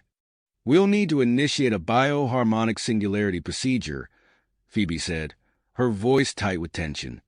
"It's risky, but it's our best chance to contain the unstable energies." Roger's eyes widened as he processed the implications. "Agreed. Let's do this." As Roger arrived at the Adaptation Center, he found Phoebe waiting for him at the entrance. Her crystalline appendages shimmered with anticipation and worry. Together, they rushed inside, pushing past panicked staff members and transformed individuals who were being evacuated. They made their way to the central chamber, where Jeremiah Frost and his followers had barricaded themselves. Through the reinforced doors, they could hear the sounds of chaos and the ominous hum of uncontrolled bioharmonic energy. "Ready?" Roger asked, looking at Phoebe. She nodded, her expression determined. "Let's save our people." With a shared breath, they placed their hands on the chamber's control panel. Their bodies began to glow as they channeled their combined bioharmonic abilities, creating a localized field of intense energy around the room. The air crackled with power as the singularity took shape. Roger felt the strain immediately, his muscles burning with the effort of containing the volatile energies.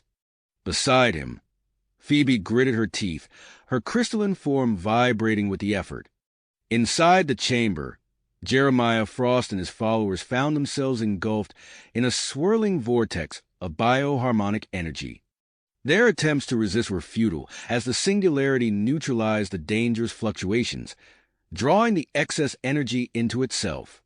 As the procedure reached its climax, Roger and Phoebe poured every ounce of their strength into maintaining control. The walls of the Adaptation Center groaned under the pressure, but held firm. With a final surge of effort, they completed the singularity. The unstable energies collapsed in on themselves, leaving behind a sphere of condensed bioharmonic power that pulsed gently in the center of the room. Roger and Phoebe released their hold on the controls, their bodies trembling from the exertion. They exchanged a brief look of relief before the world around them began to spin. "We did it," Roger mumbled, his vision blurring. He reached out to steady himself, but found his legs giving way beneath him. Phoebe tried to respond, but her words slurred as she too began to collapse. The last thing they saw before losing consciousness was a team of medical personnel rushing towards them, their voices muffled and distant. When Roger next opened his eyes, he found himself in an unfamiliar room. The walls pulsed with a soft bioharmonic glow, and he could hear the hum of advanced medical equipment around him. Turning his head, he saw Phoebe in a bed next to his, her crystalline form still unconscious but stable. Dr. Thompson appeared at his bedside, a look of relief washing over his face. "Welcome back, Roger. You gave us quite a scare." Roger tried to sit up, but found his body unusually heavy. "What happened? How long have we been out?" 3 days, Dr. Thompson replied, gently easing Roger back onto the bed. The strain of the singularity procedure was immense. Your bodies are still adapting to the residual energy. As if on cue, Roger noticed a strange tingling sensation coursing through his body. He lifted his hand, watching in fascination as the skin rippled and shifted, taking on different textures and colors before settling back to normal. "Fascinating." Dr. Zarovek's voice came from the other side of the room. The Zephyrian geneticist approached, her antennae twitching with excitement. "Your DNA is exhibiting remarkable plasticity. It seems the singularity has accelerated your evolution even further." Before Roger could respond, alarms began to blare throughout the facility. Colonel Stone's gruff voice came over the intercom system. We've got multiple reports of bioharmonic anomalies across the planet. Communication systems are going haywire, and some of the transformed flora and fauna are acting erratically. We need all available harmonic guardians to respond immediately. Roger struggled to his feet, his body protesting the movement. I need to get out there. They need our help. Dr. Thompson placed a firm hand on Roger's shoulder. You're in no condition to leave. Your body is still undergoing significant changes. We need to run more tests to understand the full extent of your new abilities. As Roger reluctantly settled back into bed, he turned to look at Phoebe, who was beginning to stir.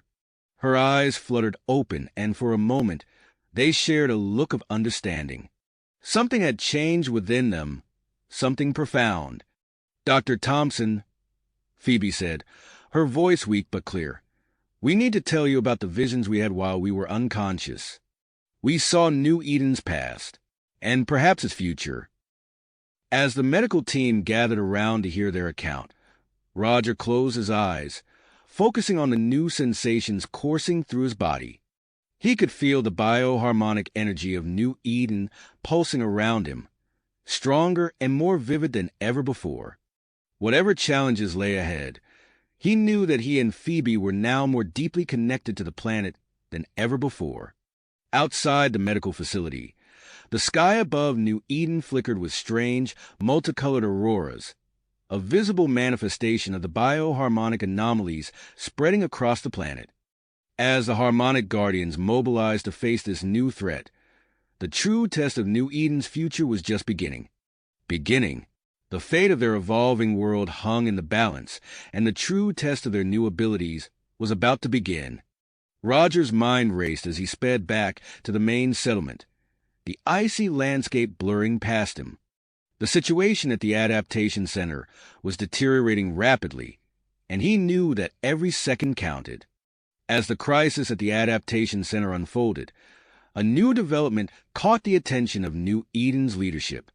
Amidst the chaos, a mysterious signal emanated from the planet's uncharted territories, pulsing with an unfamiliar bioharmonic frequency. Roger and Phoebe, having stabilized the situation with Jeremiah Frost, quickly turned their focus to this new enigma. We need to investigate this signal immediately, Roger said, his recently evolved form still adjusting to the residual energy from the Singularity event. Whatever it is, it could be crucial to understanding the full extent of New Eden's transformation. Phoebe nodded, her crystalline structure shimmering with anticipation. Agreed. I'll start assembling a team. Within hours, an expedition was organized. Dr. Zara Vex, the Zephyrian geneticist, joined the group, her antennae twitching with excitement at the prospect of new discoveries. A select group of harmonic guardians and xenobiologists specializing in bioharmonic phenomena rounded out the team. As they prepared to depart, Governor Blackwell approached Roger. Be careful out there. We don't know what you might encounter in the uncharted territories. Roger nodded, his skin rippling with a mix of willpower and nervous energy. We'll stay in constant communication. If we find anything significant, you'll be the first to know. The expedition set out in advanced vehicles designed to navigate New Eden's transformed landscape. As they journeyed deeper into the uncharted regions, the world around them became increasingly alien and wondrous. Dense jungles of bioluminescent plants stretched as far as the eye could see, their leaves pulsing with ethereal light. Dr. Zara Vex leaned out of the vehicle, her compound eyes wide with wonder. Fascinating, the bioharmonic energy has accelerated the evolutionary process of these plants exponentially. As they pushed forward, the team encountered increasingly bizarre and potentially dangerous fauna. A massive creature, part plant and part animal, lumbered across their path, its tendrils reaching out menacingly. Roger stepped out of the vehicle, his body glowing with bioharmonic energy. He raised his hands, focusing his newly enhanced abilities. The creature paused, its tendrils swaying gently as it responded to Roger's bioharmonic communication. "It's all right," Roger said softly, more to his team than the creature. "It's just curious. It's never encountered anything like us before." Phoebe joined him, her crystalline form resonating in harmony with Roger's energy. Together, they created a calming field that allowed the expedition to pass safely. As they continued their journey, the landscape grew more treacherous. Fields of crystal formation stretched before them, each structure resonating with its own unique bioharmonic frequency. The combined effect created a discordant symphony that set everyone's nerves on edge. One of the xenobiologists, Dr. Elena Vasquez, adjusted her sensors. "These crystals are unlike anything we've ever seen. They seem to be storing and amplifying bioharmonic energy on a massive scale." The expedition pressed on, scaling treacherous mountain ranges formed by recent seismic activity. The very ground beneath them seemed alive, pulsing with energy that responded to their presence. After days of travel, they crested a final ridge and found themselves looking down into a massive crater hidden within a valley. At the center of the crater stood a structure that dwarfed even the guardian entity they had left behind. "By the stars," Phoebe whispered, her voice filled with awe. As they approached the ancient structure, it sprang to life. Pulses of bioharmonic energy washed over them, interacting with Roger and Phoebe's evolved forms in ways that sent shivers through their bodies. Dr. Zarovex immediately began analyzing the structure with her specialized equipment. "The energy readings are off the charts. This structure predates anything we've encountered on New Eden by millennia, possibly even millions of years." Roger and Phoebe stepped forward, their bodies resonating with the structure's energy. As they made contact with its surface, holographic projections sprang to life around them. Complex diagrams and star maps filled the air, depicting an intricate network of similar structures spread across multiple galaxies. "This is incredible," Roger breathed, his mind racing to process the information flooding his senses. New Eden isn't just a single experiment.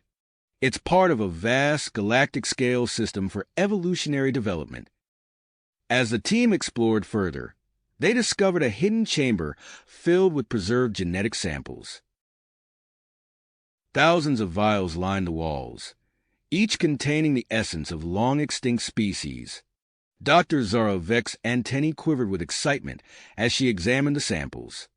These are the original inhabitants of New Eden, and so many other species we've never even imagined. The potential for advancing our understanding of bioharmonic evolution is staggering." Suddenly, alarms blared from their communication devices. Colonel Stone's voice crackled through the static. "Roger, Phoebe, we've got multiple incoming spacecraft entering New Eden's atmosphere. It looks like the surge in bioharmonic activity from your location has attracted attention from across the galaxy." Roger's expression hardened as he processed the implications. He turned to Phoebe, their eyes meeting in silent understanding. The discovery they had made could change the course of galactic history, but first, they had to ensure it didn't fall into the wrong hands. "Secure the perimeter," Roger ordered the Harmonic Guardians. "Dr. Vex, continue your analysis. We need to understand as much as we can about this structure and its purpose." As the team scrambled to action, Roger and Phoebe focused their enhanced abilities, creating a protective bioharmonic field around the ancient structure. The air crackled with energy as they prepared to face whatever challenges the approaching ships might bring. High above New Eden, Ambassador Krell's ship maneuvered through a growing fleet of vessels from various galactic factions. His compound eyes reflected the tense standoff as he opened communication channels, determined to prevent a conflict that could jeopardize everything they had built on New Eden. Back in the crater, Roger and Phoebe stood side by side, their bodies pulsing with newfound power. As they watched the sky for signs of the approaching ships, they knew that the future of New Eden, and perhaps the entire galaxy, now rested in their hands. Hands The air crackled with tension as Roger and Phoebe faced the imminent arrival of the alien ships. Suddenly, a surge of bioharmonic energy coursed through their bodies.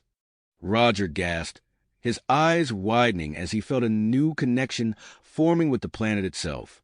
Phoebe's crystalline form shimmered, resonating with the same frequency. "Do you feel that?" she whispered, her voice tinged with awe. Roger nodded, his skin rippling with pulsating energy. "It's like the planet is speaking to us." Without a word, they joined hands, their enhanced abilities synchronizing. A shimmering dome of bioharmonic energy began to form around them, expanding rapidly outward. Within moments, it encompassed the entire planet, creating a protective barrier that shielded New Eden from potential attacks. As the field stabilized, Roger activated his comms. "Governor Blackwell, we've managed to create a protective shield around the planet. It should buy us some time to address the situation." Governor Blackwell's voice crackled through the device. "Excellent work. Ambassador Krell is already engaging in emergency negotiations with the alien factions in orbit. We're transmitting data about our controlled transformations to ease their concerns." Meanwhile, in the space above New Eden, Ambassador Krell's compound eyes reflected the tense standoff between the various alien ships. His antennae twitched nervously as he opened communication channels. "Esteemed representatives of the galactic community," Krell began, his translator conveying his words across multiple frequencies. "I implore you to remain calm. The situation on New Eden is under control. We propose the establishment of a temporary neutral zone around our planet to prevent any rash actions." As Krell worked to defuse the tension in orbit, Colonel Stone's gruff voice came through Roger's comms. "We're mobilizing the Harmonic Guardians to secure key locations affected by the transformation wave. We'll establish containment zones around areas of intense bioharmonic activity." Roger acknowledged the update, then turned his attention back to the ancient structure. Dr. Zara Vex was hunched over a console, her antennae twitching with excitement as she analyzed the vast repository of scientific knowledge. "Roger, Phoebe, you need to see this," she called out, her voice filled with awe. "This data. It contains information on controlled stellar engineering. The implications are staggering." As they approached the console, a holographic display sprang to life, showing complex schematics and formulas.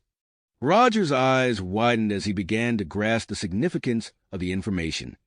"This could be the key to solving resource scarcity across the galaxy," Phoebe breathed, her crystalline form shimmering with anticipation. Suddenly, the ground beneath them trembled. Roger stumbled, catching himself against a nearby pillar. What was that? Dr. Vex quickly scanned her instruments. The ongoing planetary transformation is affecting New Eden's core. We're seeing increased seismic activity and unpredictable weather patterns. Roger's face set with purpose. "We need to stabilize the planet's internal bioharmonic fields. But first, we have to address the situation up there." He gestured towards the sky, where the standoff continued.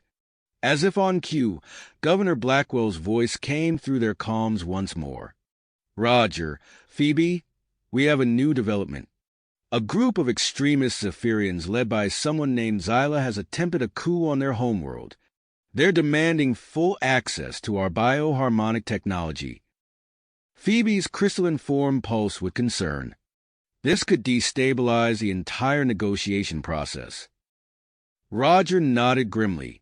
"We need to find a way to address their concerns without compromising our security or the potential for a galactic initiative." As they discussed their options, Roger and Phoebe found themselves drawing closer, their evolved forms resonating in harmony. The shared experiences of the past few days had created a deep bond between them, an intimacy born of their unique transformation. "I have an idea," Roger said, his eyes meeting Phoebe's. "What if we demonstrate the potential of this technology?" Show them what it can do on a smaller scale. Phoebe's form shimmered with excitement. The barren moon orbiting New Eden. We could use our enhanced abilities to activate a small-scale terraforming process. Without hesitation, they linked hands once more, channeling their combined bioharmonic energy towards the distant moon. The air around them crackled with power as they focused their will on initiating the terraforming protocol. Hours passed as they maintained their connection, sweat beading on Roger's brow while Phoebe's crystalline form pulsed with exertion. Finally, they received confirmation from the orbital sensors. "It's working," Dr. Vex exclaimed, her antennae quivering with excitement. "The moon's surface is transforming. We're detecting the formation of a breathable atmosphere and the beginnings of a sustainable ecosystem." As news of the successful demonstration spread, the dynamics of the interstellar standoff began to shift. Many of the previously hostile alien factions now expressed interest in participating in a collaborative research initiative. However, their moment of triumph was short-lived. Another tremor shook the ground, more violent than before. Alarms blared throughout the facility as the planet's core continued to destabilize. Roger turned to Phoebe, his expression grave. "We need to address this now, or everything we've accomplished could be for nothing." Phoebe nodded, her crystalline form resonating with purpose. "We'll have to interface directly with New Eden's planetary consciousness. It's the only way to guide the ongoing transformation and prevent a catastrophic destabilization." As they made preparations for their dangerous mission to the planet's core, tensions continued to mount both on the surface and in space above. The fate of New Eden, and perhaps the entire galaxy, hung in the balance as Roger and Phoebe prepared to face their greatest challenge yet. Roger and Phoebe exchanged a determined look, their bodies still resonating with the planet's energy. They knew what had to be done. "We need to get to the core," Roger said, his voice steady despite the gravity of the situation.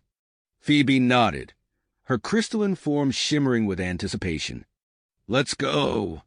They quickly made their way to the research facility's equipment bay, where Dr. Zara Vex was already preparing specialized gear for their descent.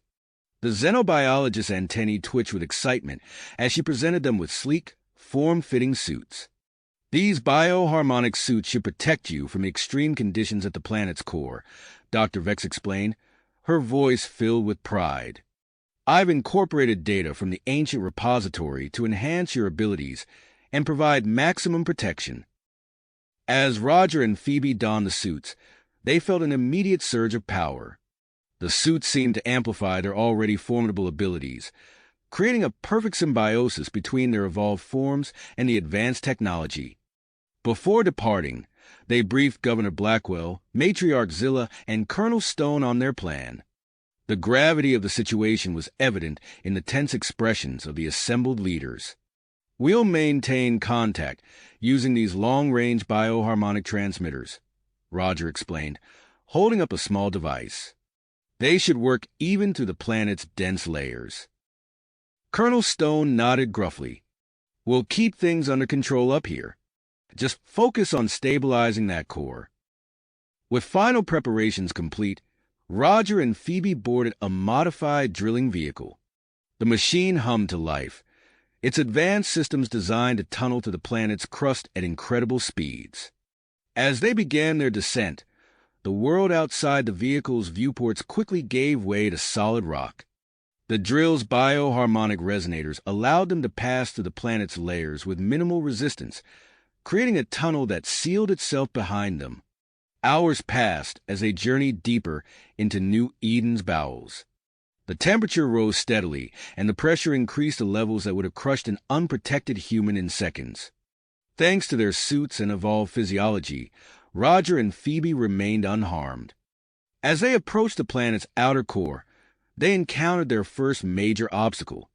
The vehicle shuddered violently as it hit a pocket of intense gravitational fluctuation. "Hold on," Roger called out, gripping the controls tightly. He channeled his enhanced abilities through the suit, creating a stabilizing field around the vehicle. Phoebe joined her energy with his, her crystalline form pulsing with effort. Together, they guided the drilling vehicle through the turbulent zone, adjusting their trajectory on the fly to avoid the most dangerous areas. Just as they thought they were in the clear, a massive surge of bioharmonic energy slammed into them.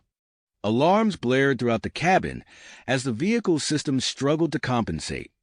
"We can't go any further in this," Phoebe said, her voice calm despite the chaos around them. "We'll have to continue on our own."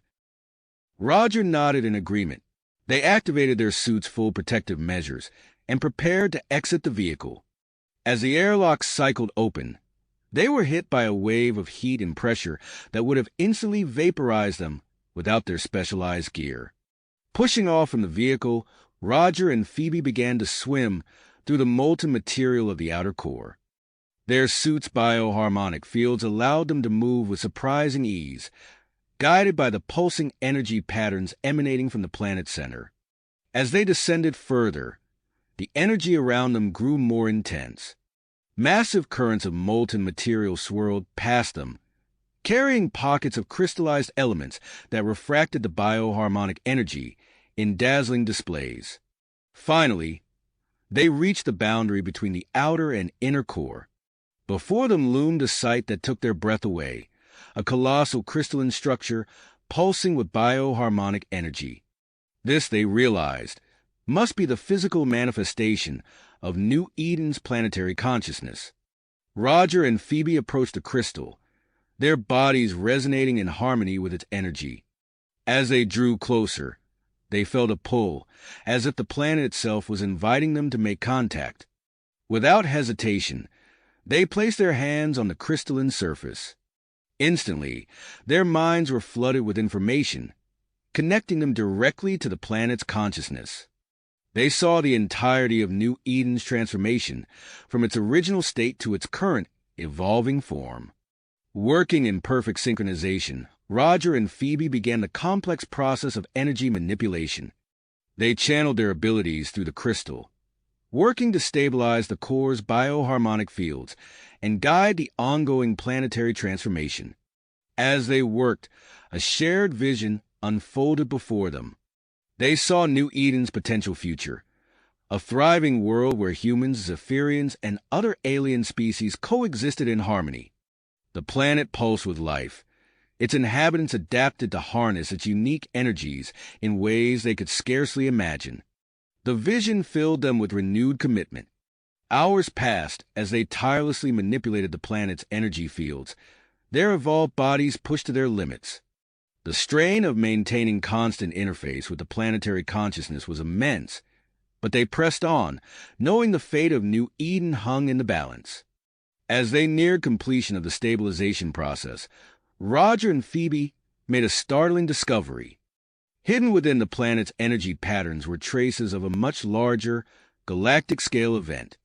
The implications were staggering.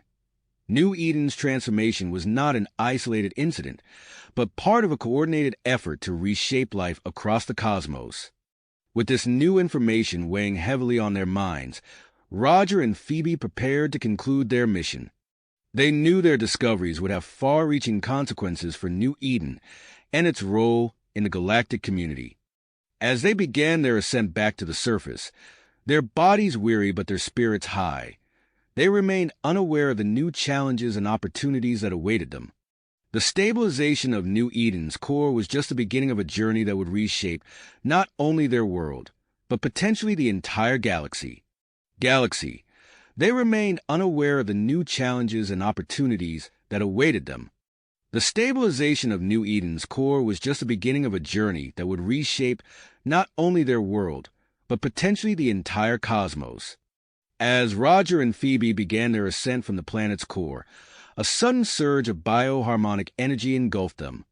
The intense power coursed through their bodies, propelling them upward at an astounding speed. Their suit sensors flashed warnings as they absorbed unprecedented levels of energy, far beyond what they had experienced during their descent. "Roger," Phoebe called out, her crystalline form pulsing with brilliant light. "The energy, it's changing us." Roger felt it too, a tingling sensation that spread from his core to the tips of his fingers. As they rocketed through layers of molten rock and dense minerals, their bodies continued to adapt and evolve. The suits, designed to protect them, now seemed to be facilitating this transformation, channeling the raw power of New Eden into their very essence. In a matter of minutes, they burst through the planet's crust, emerging near the ancient structure where their journey had begun. As the dust settled around them, Roger and Phoebe stood, their forms now shimmering with an otherworldly glow. The bioharmonic energy they had absorbed radiated from them in gentle waves, causing the nearby vegetation to sway in response. They looked at each other in awe, taking in their further evolved appearances. Roger's skin now had a faint, metallic sheen, while Phoebe's crystalline body seemed to pulse with an inner light that shifted through a spectrum of colors. "We made it," Roger breathed, his voice carrying a new resonance that seemed to harmonize with the very air around them. Before they could fully process their transformation, they noticed the dramatic changes that had occurred on New Eden's surface. The once chaotic landscape had stabilized into a harmonious blend of evolved ecosystems. Lush forests of bioluminescent plants stretched as far as the eye could see, interspersed with crystal formations that hummed with energy. As they made their way towards the main settlement, they encountered humans and Zephyrians working side by side at newly established research outposts. The air buzzed with excitement and purpose as scientists from various species collaborated, studying the planet's unique properties. Governor Blackwell and Matriarch Zilla hurried to meet them, their faces beaming with pride and relief. The leaders' own appearances had subtly changed, showing signs of adaptation to New Eden's evolving environment. "Roger, Phoebe, thank the stars you're back," Governor Blackwell exclaimed, his eyes widening at their transformed appearance.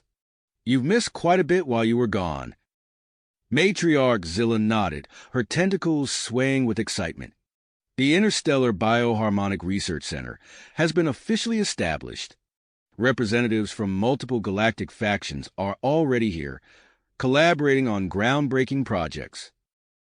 As Roger and Phoebe shared their discoveries about the galactic-scale transformation event, Dr. Zara Vex approached, her antennae twitching with almost unchecked enthusiasm.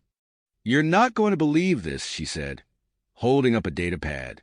"Remember those genetic samples we found in the ancient structure? They've begun showing signs of reactivation. We might be able to revive long-extinct species adapted to New Eden's evolved environment." Inspired by these developments, Roger and Phoebe exchanged a look of shared understanding. They turned to the assembled group, their bodies resonating with newfound purpose. "We have a proposal," Roger began, his voice carrying across the gathering crowd. "What if we use New Eden as a model for a network of transformed worlds? Each planet could serve as a unique evolutionary cradle for diverse life forms." Phoebe continued, her crystalline form shimmering with excitement. "This could be the solution to resource scarcity and interspecies conflict that the galaxy has been searching for." The idea was met with immediate enthusiasm. Governor Blackwell quickly organized a communication link with the Galactic Council, while Matriarch Zilla began coordinating with the various alien factions present on New Eden. As preparations for this ambitious project began, a commotion arose from the main settlement. A group of humans and Zephyrians, still resistant to the idea of transformation and interspecies cooperation, had gathered in protest. Their angry voices carried across the peaceful landscape, disrupting the harmonious atmosphere. "Traitors!" one human shouted, pointing accusingly at Roger and Phoebe. "You betrayed your own kind." A Zephyrian added, his tentacles lashing in agitation. "Look at what you've become! Dirty mixed breeders, corrupting our pure forms." Roger and Phoebe exchanged a glance, silently agreeing on a course of action. Instead of responding with force or anger, they stepped forward, their bodies glowing with bioharmonic energy. "We want to show you something," Phoebe said, her voice calm and inviting. Together, they focused their enhanced abilities, creating a vivid immersive bioharmonic projection that enveloped the protesters. The air shimmered as images began to form, showing the true potential of New Eden and the benefits of embracing evolution and cooperation. The projection revealed a future where descendants of humans and Zephyrians, along with other evolved species, explored the stars together. They witnessed barren worlds transformed into lush, life-sustaining planets, the reach of consciousness expanding throughout the galaxy. As the projection faded, the protesters stood in stunned silence. Many of them looked at Roger and Phoebe with newfound respect and curiosity. The anger and fear that had driven their resistance began to dissipate, replaced by a sense of wonder and possibility. One by one, members of the group stepped forward, expressing interest in learning more about New Eden's ongoing evolution. The few remaining hardliners, seeing the overwhelming support for the new path, reluctantly agreed to adapt or relocate to off-world colonies that maintained traditional ways of life. With this final obstacle overcome, Roger and Phoebe turned their attention to the future.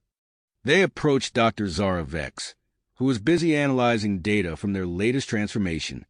"Dr. Vex," Roger began, "we have an idea. What if we could develop a program for controlled personal evolution?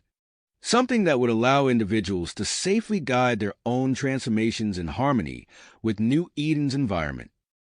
The xenobiologist's antennae perked up with interest. That's brilliant. It could revolutionize our understanding of bioharmonic adaptation. I'll start working on it right away. As the sun set on New Eden, casting a warm glow over the transformed landscape, Roger and Phoebe stood hand in hand, overlooking the bustling settlement below. The first wave of terraforming missions, based on New Eden's technology, was already being prepared, marking the beginning of a new era of galactic expansion and cooperation. Their journey was not nearly finished, but as they watched the diverse group of beings working together in harmony, they knew that they had taken the first crucial steps towards a brighter future for all life in the galaxy. You have reached the end of the story. If you enjoyed this story and want to support us, please leave a like and subscribe to our channel, and for every comment that says 88, I will heart every single one of them. Thank you for your time.